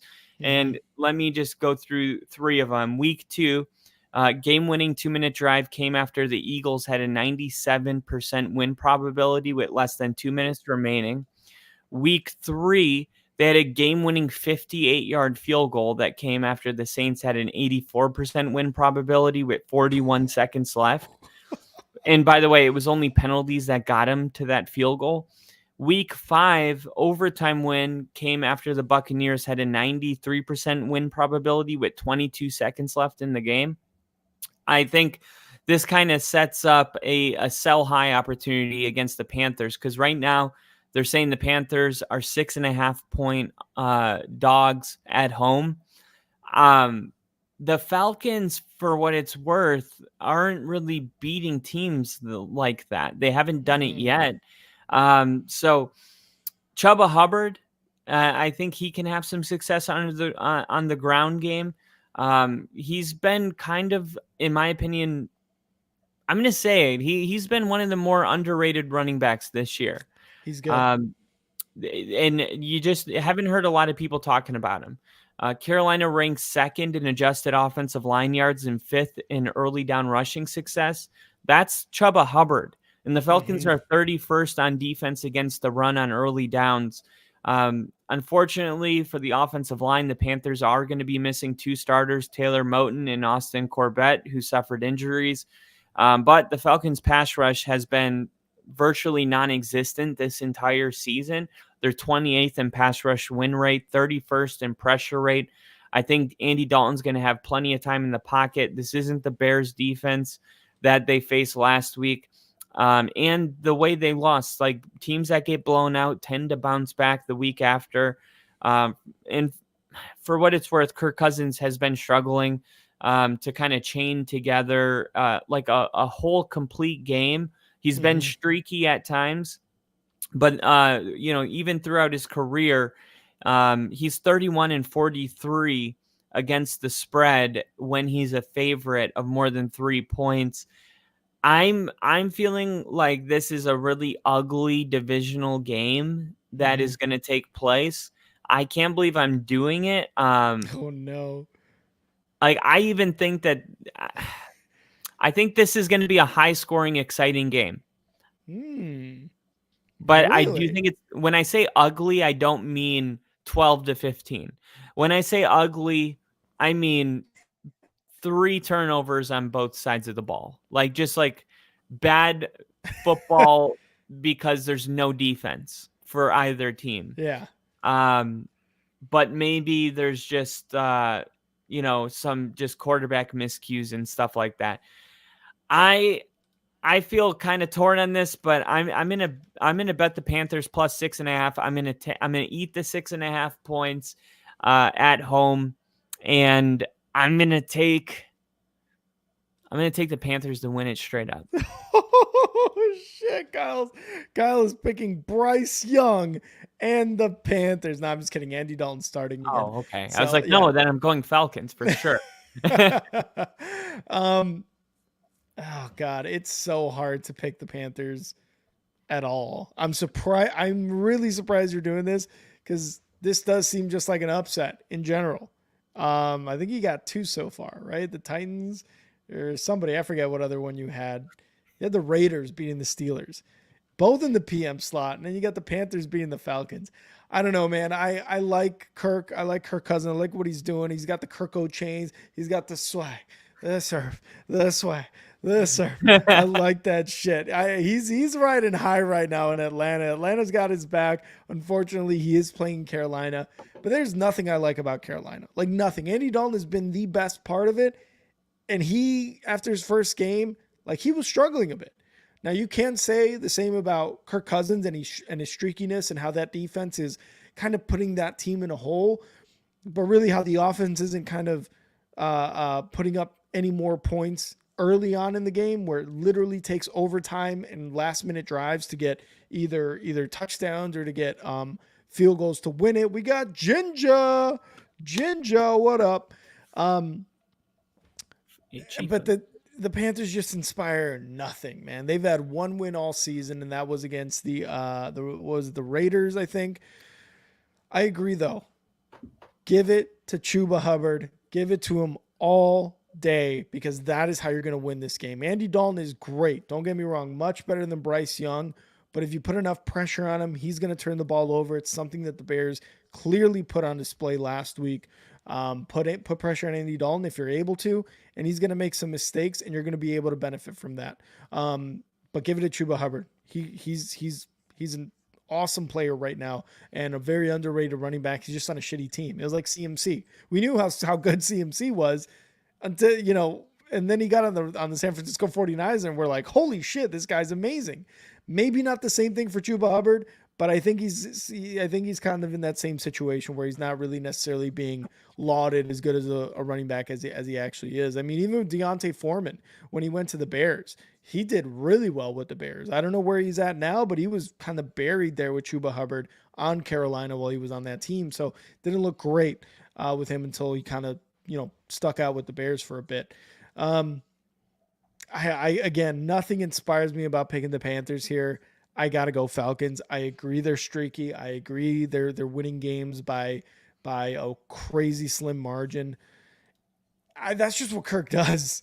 He wins games. He goes 11-5, 11-6 in Minnesota with a negative point differential. I mean, you're going to have a good season, a regular season, but when it comes to the playoffs, it's going to be a tough go. But I'm going Atlanta Falcons on this one for sure. Boo. Boo. All right. I saved the Broncos and the Bears games for last. So this is our last game before we get to those two. We got ourselves Monday. Oh, wait, before I say that, what would you say if I told you we got a game? If I said this in the very beginning, before we covered any game, I said we got a game between two quarterbacks, two offenses that rank 30th and 31st in success rate over the past 2 weeks. And it's also what primetime football is all about. And those two things are not in conflict. Yes, Josh Allen and Aaron Rodgers in primetime is what primetime's all about. That's what it is. This is the game that we see and we're like, yes, let's go. I want that. And then you see that these two teams have been struggling over the past 2 weeks, which in my opinion makes it even more interesting. Robert Saleh is fired, and it's very interesting because Robert Saleh is I just felt like the timing was weird. I don't have a ton to say about this, just because I don't know what to say about it, to be honest. It almost makes me like a little confused. I mean, Robert Saleh gets fired. Aaron Rodgers said that he had nothing to do with it. People were saying that Aaron Rodgers was calling for him to be fired. He said that that's utterly false. Nathaniel Hackett keeps his job. Even though his play calling has gone from bad to worse. That was weird. And you can't make him the head coach because we've already seen what that looks like. The guy literally in Denver gave up play calling, hired a guy for clock management, and then it was like, well, what do you actually do then? You're not calling the plays. You're not controlling the clock. You're not doing anything. So, no, they couldn't give him the reins. So they give it to a defensive coordinator who's not as good as Robert Saleh. So now that coordinator that's not as good as Robert Saleh is the head coach instead of Robert Saleh. Make it make sense, unless they're going to try to hire somebody else. But here's the deal. The Jets win this game in their first place in the division. It's just a little early. Like, they felt like they had to fire Robert Saleh to salvage the season. How about this? How about we take a second and realize that the two best defenses in the NFL is the Vikings and the Broncos. And that's the last two opponents that the Jets played. You know, is for what it's worth, it wasn't just that the Broncos made the Jets look bad. The Broncos made the Bucks look bad, who have the best offense, one of the best offenses in the NFL. They almost shut them out in Tampa. So it's not just a Jets thing. They have been playing. It's not like they played the Jags and couldn't score or move the ball. We saw them play a bad defense on Thursday night 3 weeks ago against the Patriots, and they look great. So, I mean, after that game, everybody was like, oh, the Jets are awesome. And it only took 2 games against the two top defenses that you almost won. You had a game-winning field goal against Denver, and then against the Vikings, you were on a game-winning drive in London, when we know London's already a weird place to play. It just doesn't make sense to me that he would get fired under these circumstances, but he does. And I'm not sure why. Garrett Wilson finally broke out last week. He had his first 100-yard game of the season. He had 22 targets. That's all it took. The Jets haven't been able to get Breece Hall running the football. I would know, I have him on fantasy, but he just hasn't been what he was supposed to be. Hackett's teams are 97 and 78 to the under since he became an offensive coordinator in 2013. No wonder they don't score points. I feel like this matchup is really between Nathaniel Hackett and the defensive wizard Sean McDermott. That is the key matchup in this game. These teams have played 10 times since the beginning of 2019, and 8 of those games have gone under 41 points with an average of 35 points being scored. So for me, I'm betting on recent history. I'm taking the under in this game, but the Jets are 8.5 point underdogs. I'm definitely taking that 8.5 points. There's not any chance the Jets lose this game by that much. This will be a last-second field goal, in my opinion. But this game is going to be in New York, and I'm taking the Jets to win. Taking the Jets, causing the Jets. That whole Robert Salah thing was somewhat mind-boggling, but I think also you have to take into consideration the seasons prior to this. Now, don't get me wrong. I agree with what you're saying. You're a game away. You're a win away from being the leader of the AFC East, and you're going up against the Bills this week. You've got a pretty damn good defense in terms of passing and rushing. It's just there's something left to want in the offense. Yes, you're right. They went up against two of the top defenses in the league in Denver and the Vikings.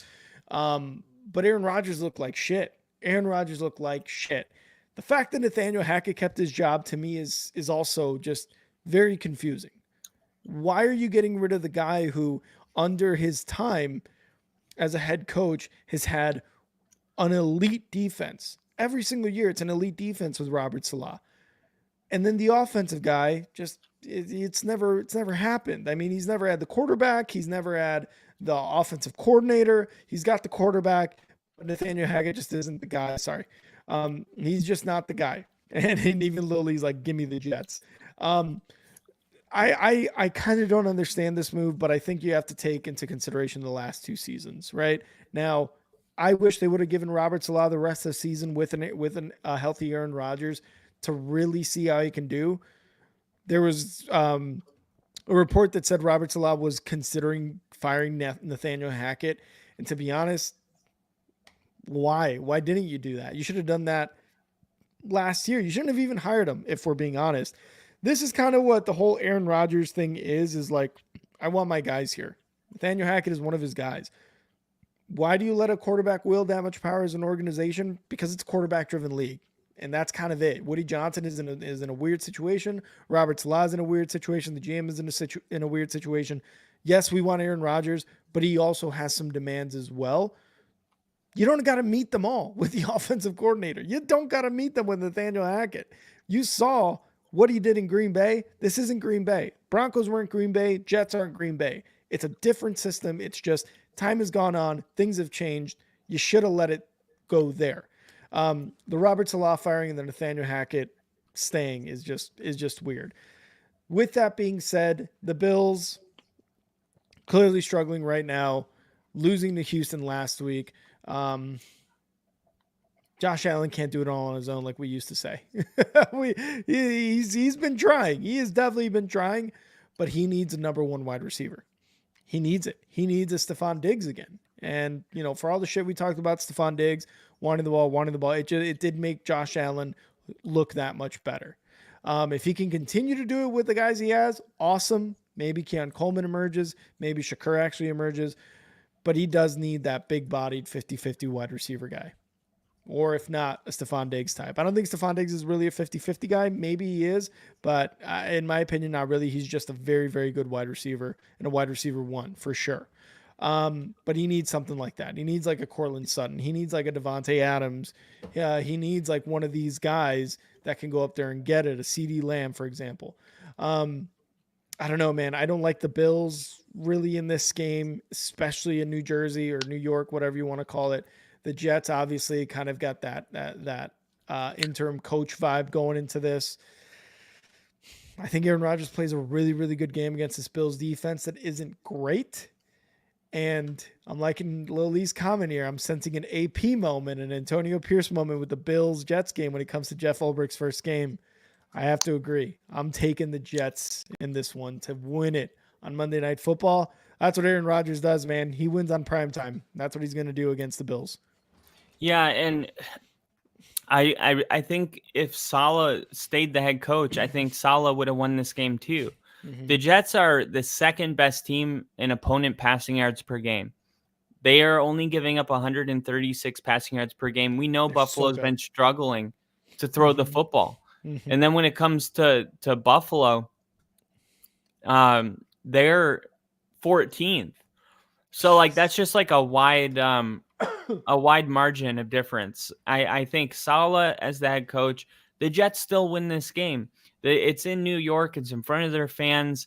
But of course, it's going to be a really important game. But I almost can like just see the game, and the Jets are going to look good because they're not playing the Vikings and the Broncos. Yeah. I'm telling you, like it's not just the Jets. Every team that's played the Vikings and the Broncos this year has scored almost no points. 1 touchdown per game is what they're giving up.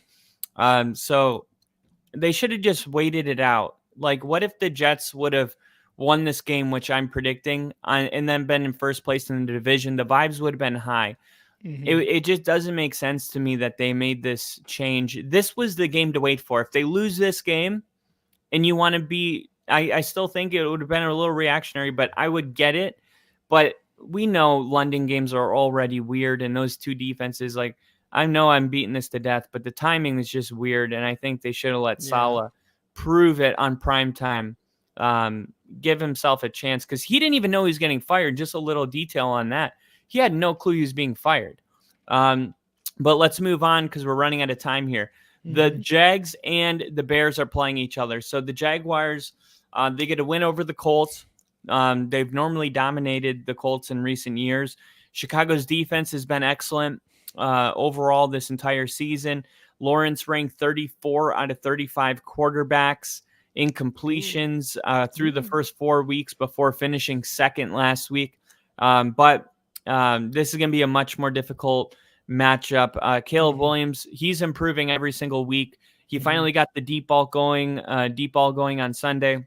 Yep. He only completed 3 of 22 passes of 20 or more yards with 3 interceptions through the first 4 weeks, and he was 3 for 4 for 89 yards and 2 touchdowns. So there's something turning.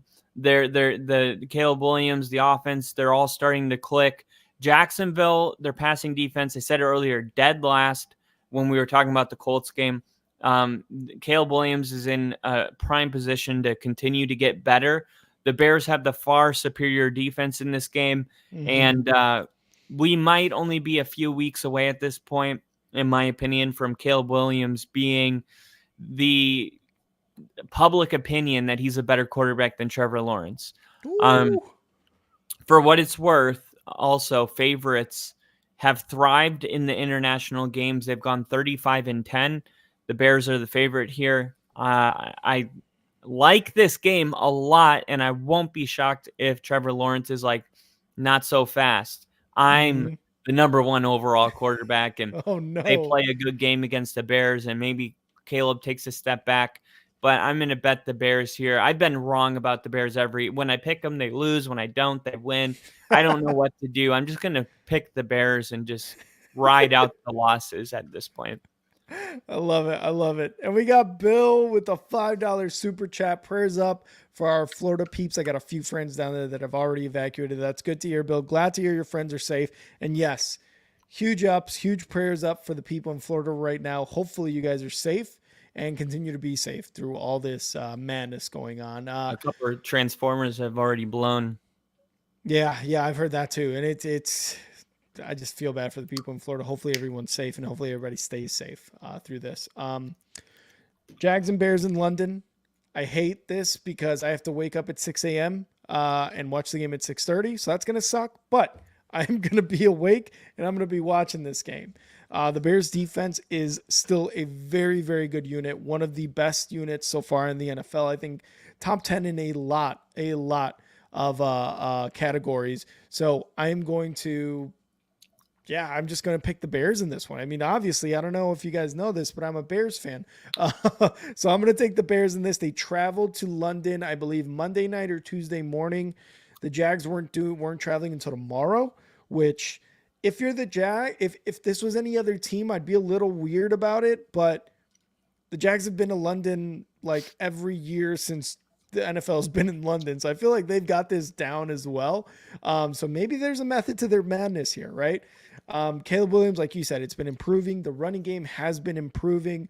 Roschon Johnson in short yardage plays, DeAndre Swift, getting him started early and then getting him involved in the passing game. I'm expecting a big game from Rome Odunze in this. He's had one big game and it was in a loss where he had over 100 yards, and that was in the Colts game. So I'm expecting a big game from him in this London game against the Jags. The Jags rank not great in terms of defense. They're pretty much bottom tier in a lot of categories. And you said it, Caleb Williams is improving. This offense as a unit is improving. The offensive line looks a little bit better week by week. They are by no means a top unit, but they are getting better each week. So I have a lot of faith in that. Again, the defense, not worried about that. Although Jaquan Brisker, our safety, is not going to be playing in this because of the concussion he suffered against the Panthers. So that may be a big loss. It's time for Owens, Mr. Simone Biles, to step up and be able to cause some damage in this game. So I'm going to be looking for him to kind of be the target of Trevor Lawrence, seeing as he hasn't really played or started in a lot of games, if he is indeed the starting safety. So watch for that going deep by Trevor Lawrence to target him. The Jags, again, Trevor Lawrence struggling, had his first really, really good game last week in a win. They almost went 0-5 there. It was kind of scary, I feel like, for Jags fans, but they're starting to get a little bit more momentum after last week's win.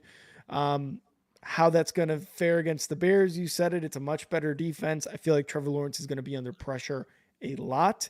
And Trevor Lawrence gives the ball away a lot, whether in fumbles or interceptions. The Bears are elite at taking the ball away. They've got one of the best turnover differentials in the league so far. So I'm expecting strip sacks. I'm expecting fumbles. I'm expecting interceptions. I think the Bears get at least 2 turnovers in this game. Not a hot take, but I expect 2 turnovers, and I'm taking the Bears to win, baby. All right.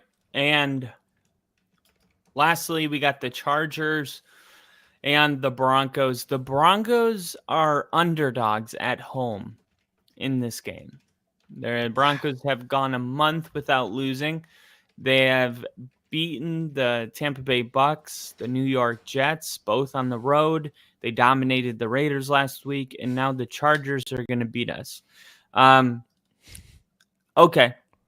I don't understand why the Broncos keep getting these lines, but I'll take it. This is going to be one fun thing about this game is it's kind of like the battle of the Oregon quarterbacks, because Bo Nix was actually Justin Herbert's backup. That's how long. Wow. That's how, I guess, long. Bo Nix was in college? Bo Nix was in college, yeah. Which is crazy. But I like the Broncos in this game. Their defense has been outstanding lately. The defense has been great, and I wanted to show you. I wanted to show you this video because this was actually shown in the beginning of the year. Take a look.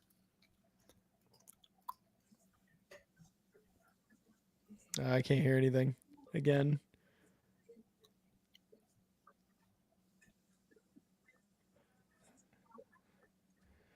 Can't hear anything. All right, I'll post it on my X after the game. Yeah, sorry, dude. But anyway, Riley Moss is a breakout player this year. The joke was that he was a white corner. That video that I was just showing you, that was PFF's analyst. And they just said, they were talking about the Seahawks game. They're like, Tyler Lockett's going to be covered by a white corner. And they're laughing. I'm like, could you imagine if like the first black quarterback came in and I was like, they're playing a black quarterback. That's hilarious. No, I'm taking the other team, but somehow it's okay. And Riley Moss has been a good sport about the whole thing. He's embraced it. But the truth is Riley Moss is playing at a Pro Bowl level right now. And Surtain and him, I mean, he's like a total breakout candidate right now. He had an interception last week. Teams are consistently targeting him because Surtain is locking down the other guy. And nobody can get open. I mean, this team has just been amazing. They're running more cover 0 and cover 1 than any scheme in the league. The Chargers receivers can't get separation consistently against these defensive backs. We were getting really good play from our safeties. The Chargers, do you know how many yards Justin Herbert is averaging passing yards per game right now? 100, 141, I think it is. It's Jim Harbaugh for you, baby. That's Harbaugh for you. And the Chargers are going to try to run the football. They've had some rest, but the Broncos are going to be at home. This is a good opportunity for them to get another win before getting ready to play the Saints on Thursday night and then the Panthers. This is an important stretch of football here in October. I like the Broncos to take care of business against the Chargers. The Broncos in their home games over the last 4 years have gone 48-30 since 2015, which is pretty impressive considering how bad they've been in that time frame. So I'm taking the Broncos to get it done. Mile High Stadium is going to be rocking. We finally have something to cheer about. And more importantly, Bo Nix has improved every single week. Yes. You saw the fiery back and forth with Sean Payton. The vibes are just really good. Courtland Sutton seemed like when the season started, he was like, oh, here we go again. Now, all of a sudden, Courtland Sutton looks like he's 100% bought in because they're starting to win football games, and everybody's like, maybe we can be special.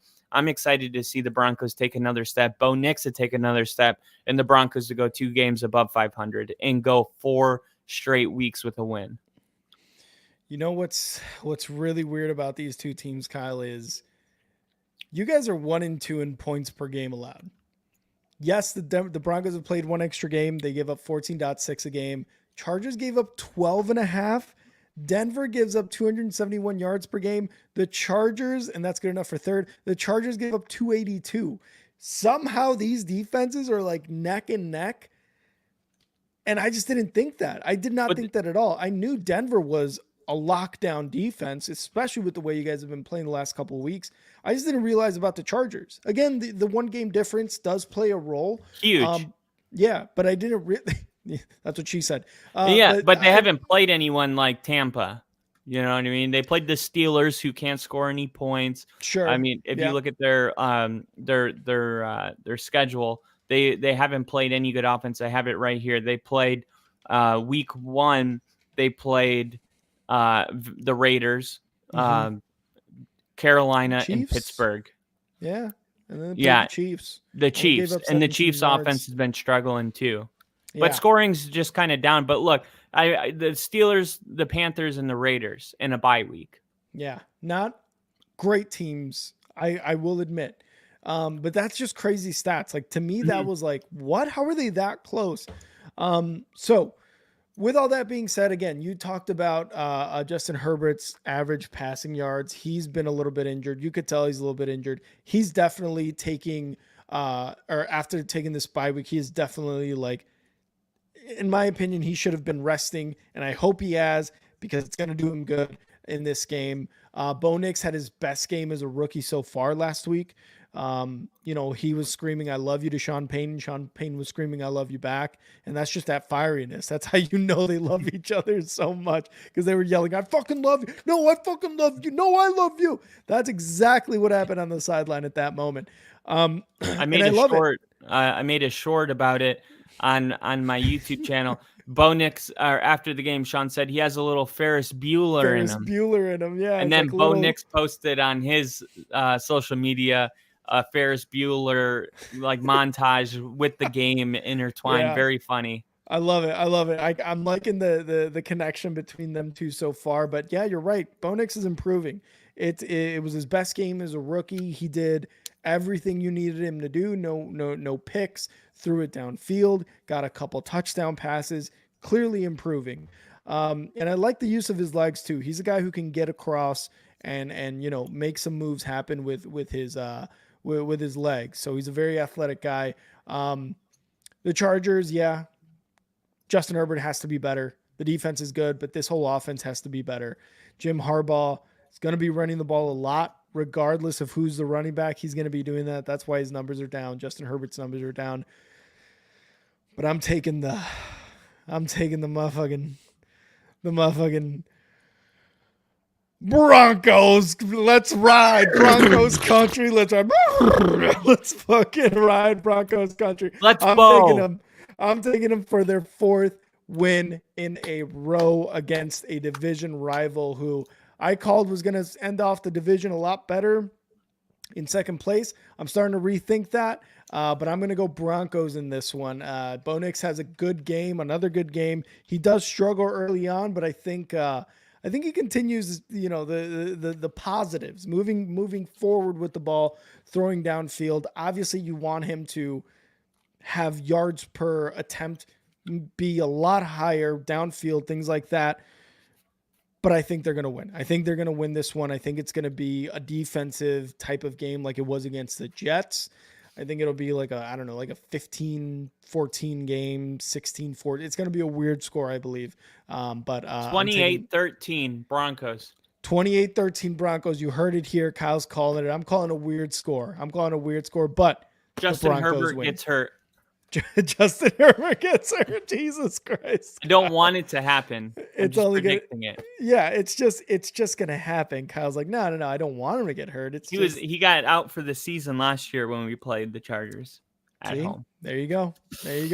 I hope he stays healthy though, because I don't want any excuses out of that fan base. Yeah. I do too. I think the entire NFL does. KC. Wait, maybe they're picking the Chargers because they have a bigger fan base. Every time we're going to the Chargers game, you'll see that stadium will be 80% Bronco fans. That is the craziest thing. I know he's trolling me, but not even close. It's not even close. The Chargers are in 2 cities, LA and San Diego. Of course they got the bigger fan base. Not even close.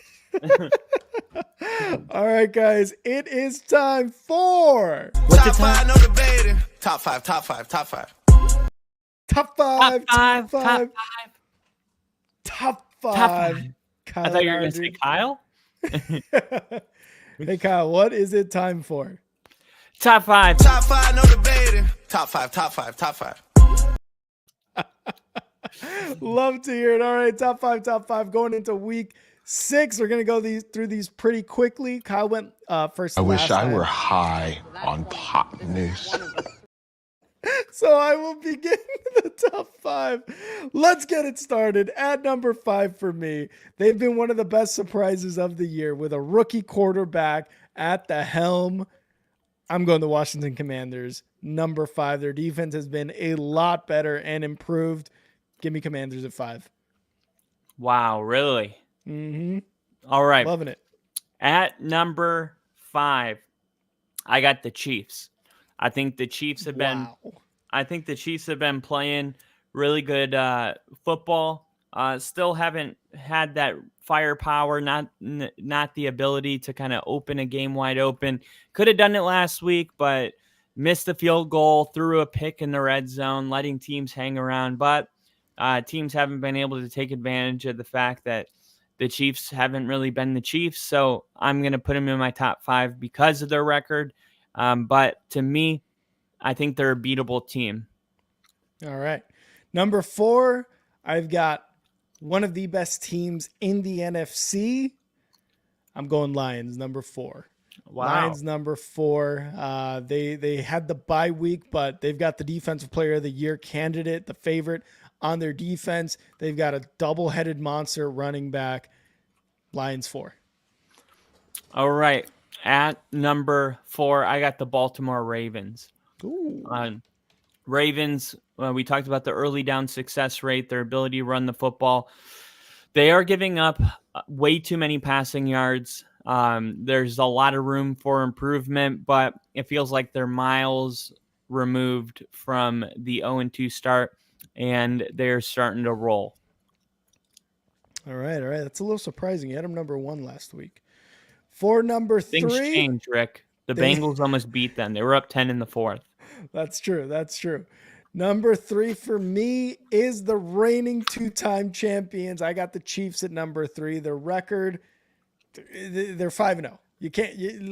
I get it. Their offense necessarily hasn't shown that game where they are dominating, but it's Patrick Mahomes, Andy Reid, and this defense that are 5-0. They're number 3 for me. They're still that damn good. Chiefs at 3. All right, at number 3, I got the Denver Broncos. The Denver Broncos have won 3 in a row. It's going to be 4 in a row. They have the best defense in the NFL. Javonte Williams is starting to get going. Surtain with a 100-yard pick 6. This team's starting to look sneaky good, and Bo Nix is starting to get some The thing is when you have the best defense in the NFL, you can win a lot of football games. And now that this offense is starting to roll, I think it's kind of scary what this team could become. All right.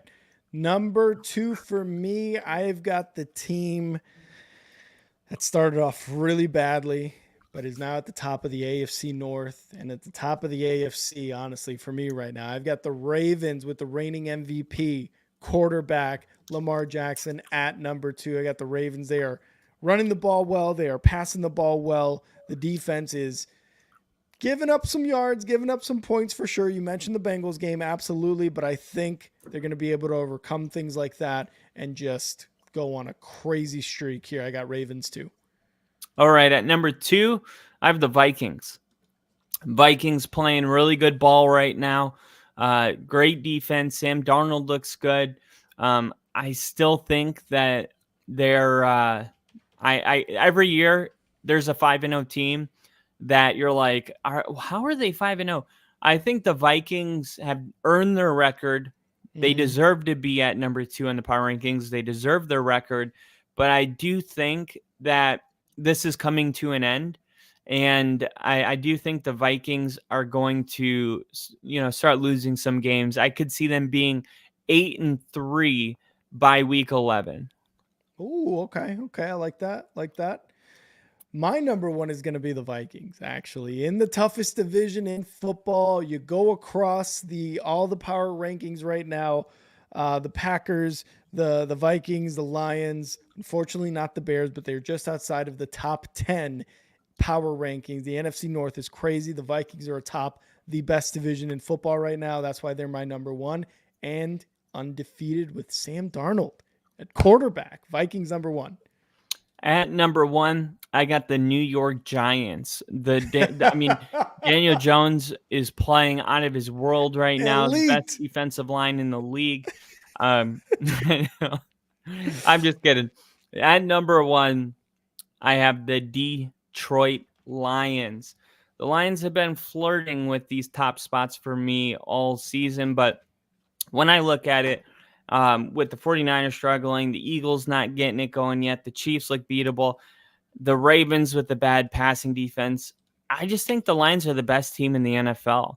I think if I had to pick one team against any team in the NFL and I had to put money on them, it would be the Lions. The Bears. Yeah. Their running game is really good. Best team in the NFL at first down. Jared Goff is constantly in 3rd and 4, which means they're on most drives getting at least 3 points, usually 7. This Lions team is a juggernaut. And really, Aiden Hutchinson, 40 pressures. The closest second guy's 29, and they had a bye week. Yeah. They've had one less game, and Aiden Hutchinson has 40. He's almost doubled the second place guy. This team is out of its world right now. They're clearly, I believe, the best football team in the NFL. And we got Bill with the membership. Bill, thanks again. Appreciate you. Always do. That is our top 5. You can see it there at the bottom on the ticker screen. Kyle. Top 5, no debating. Top 5. And I think it's time for the motherfucking. For the motherfucking.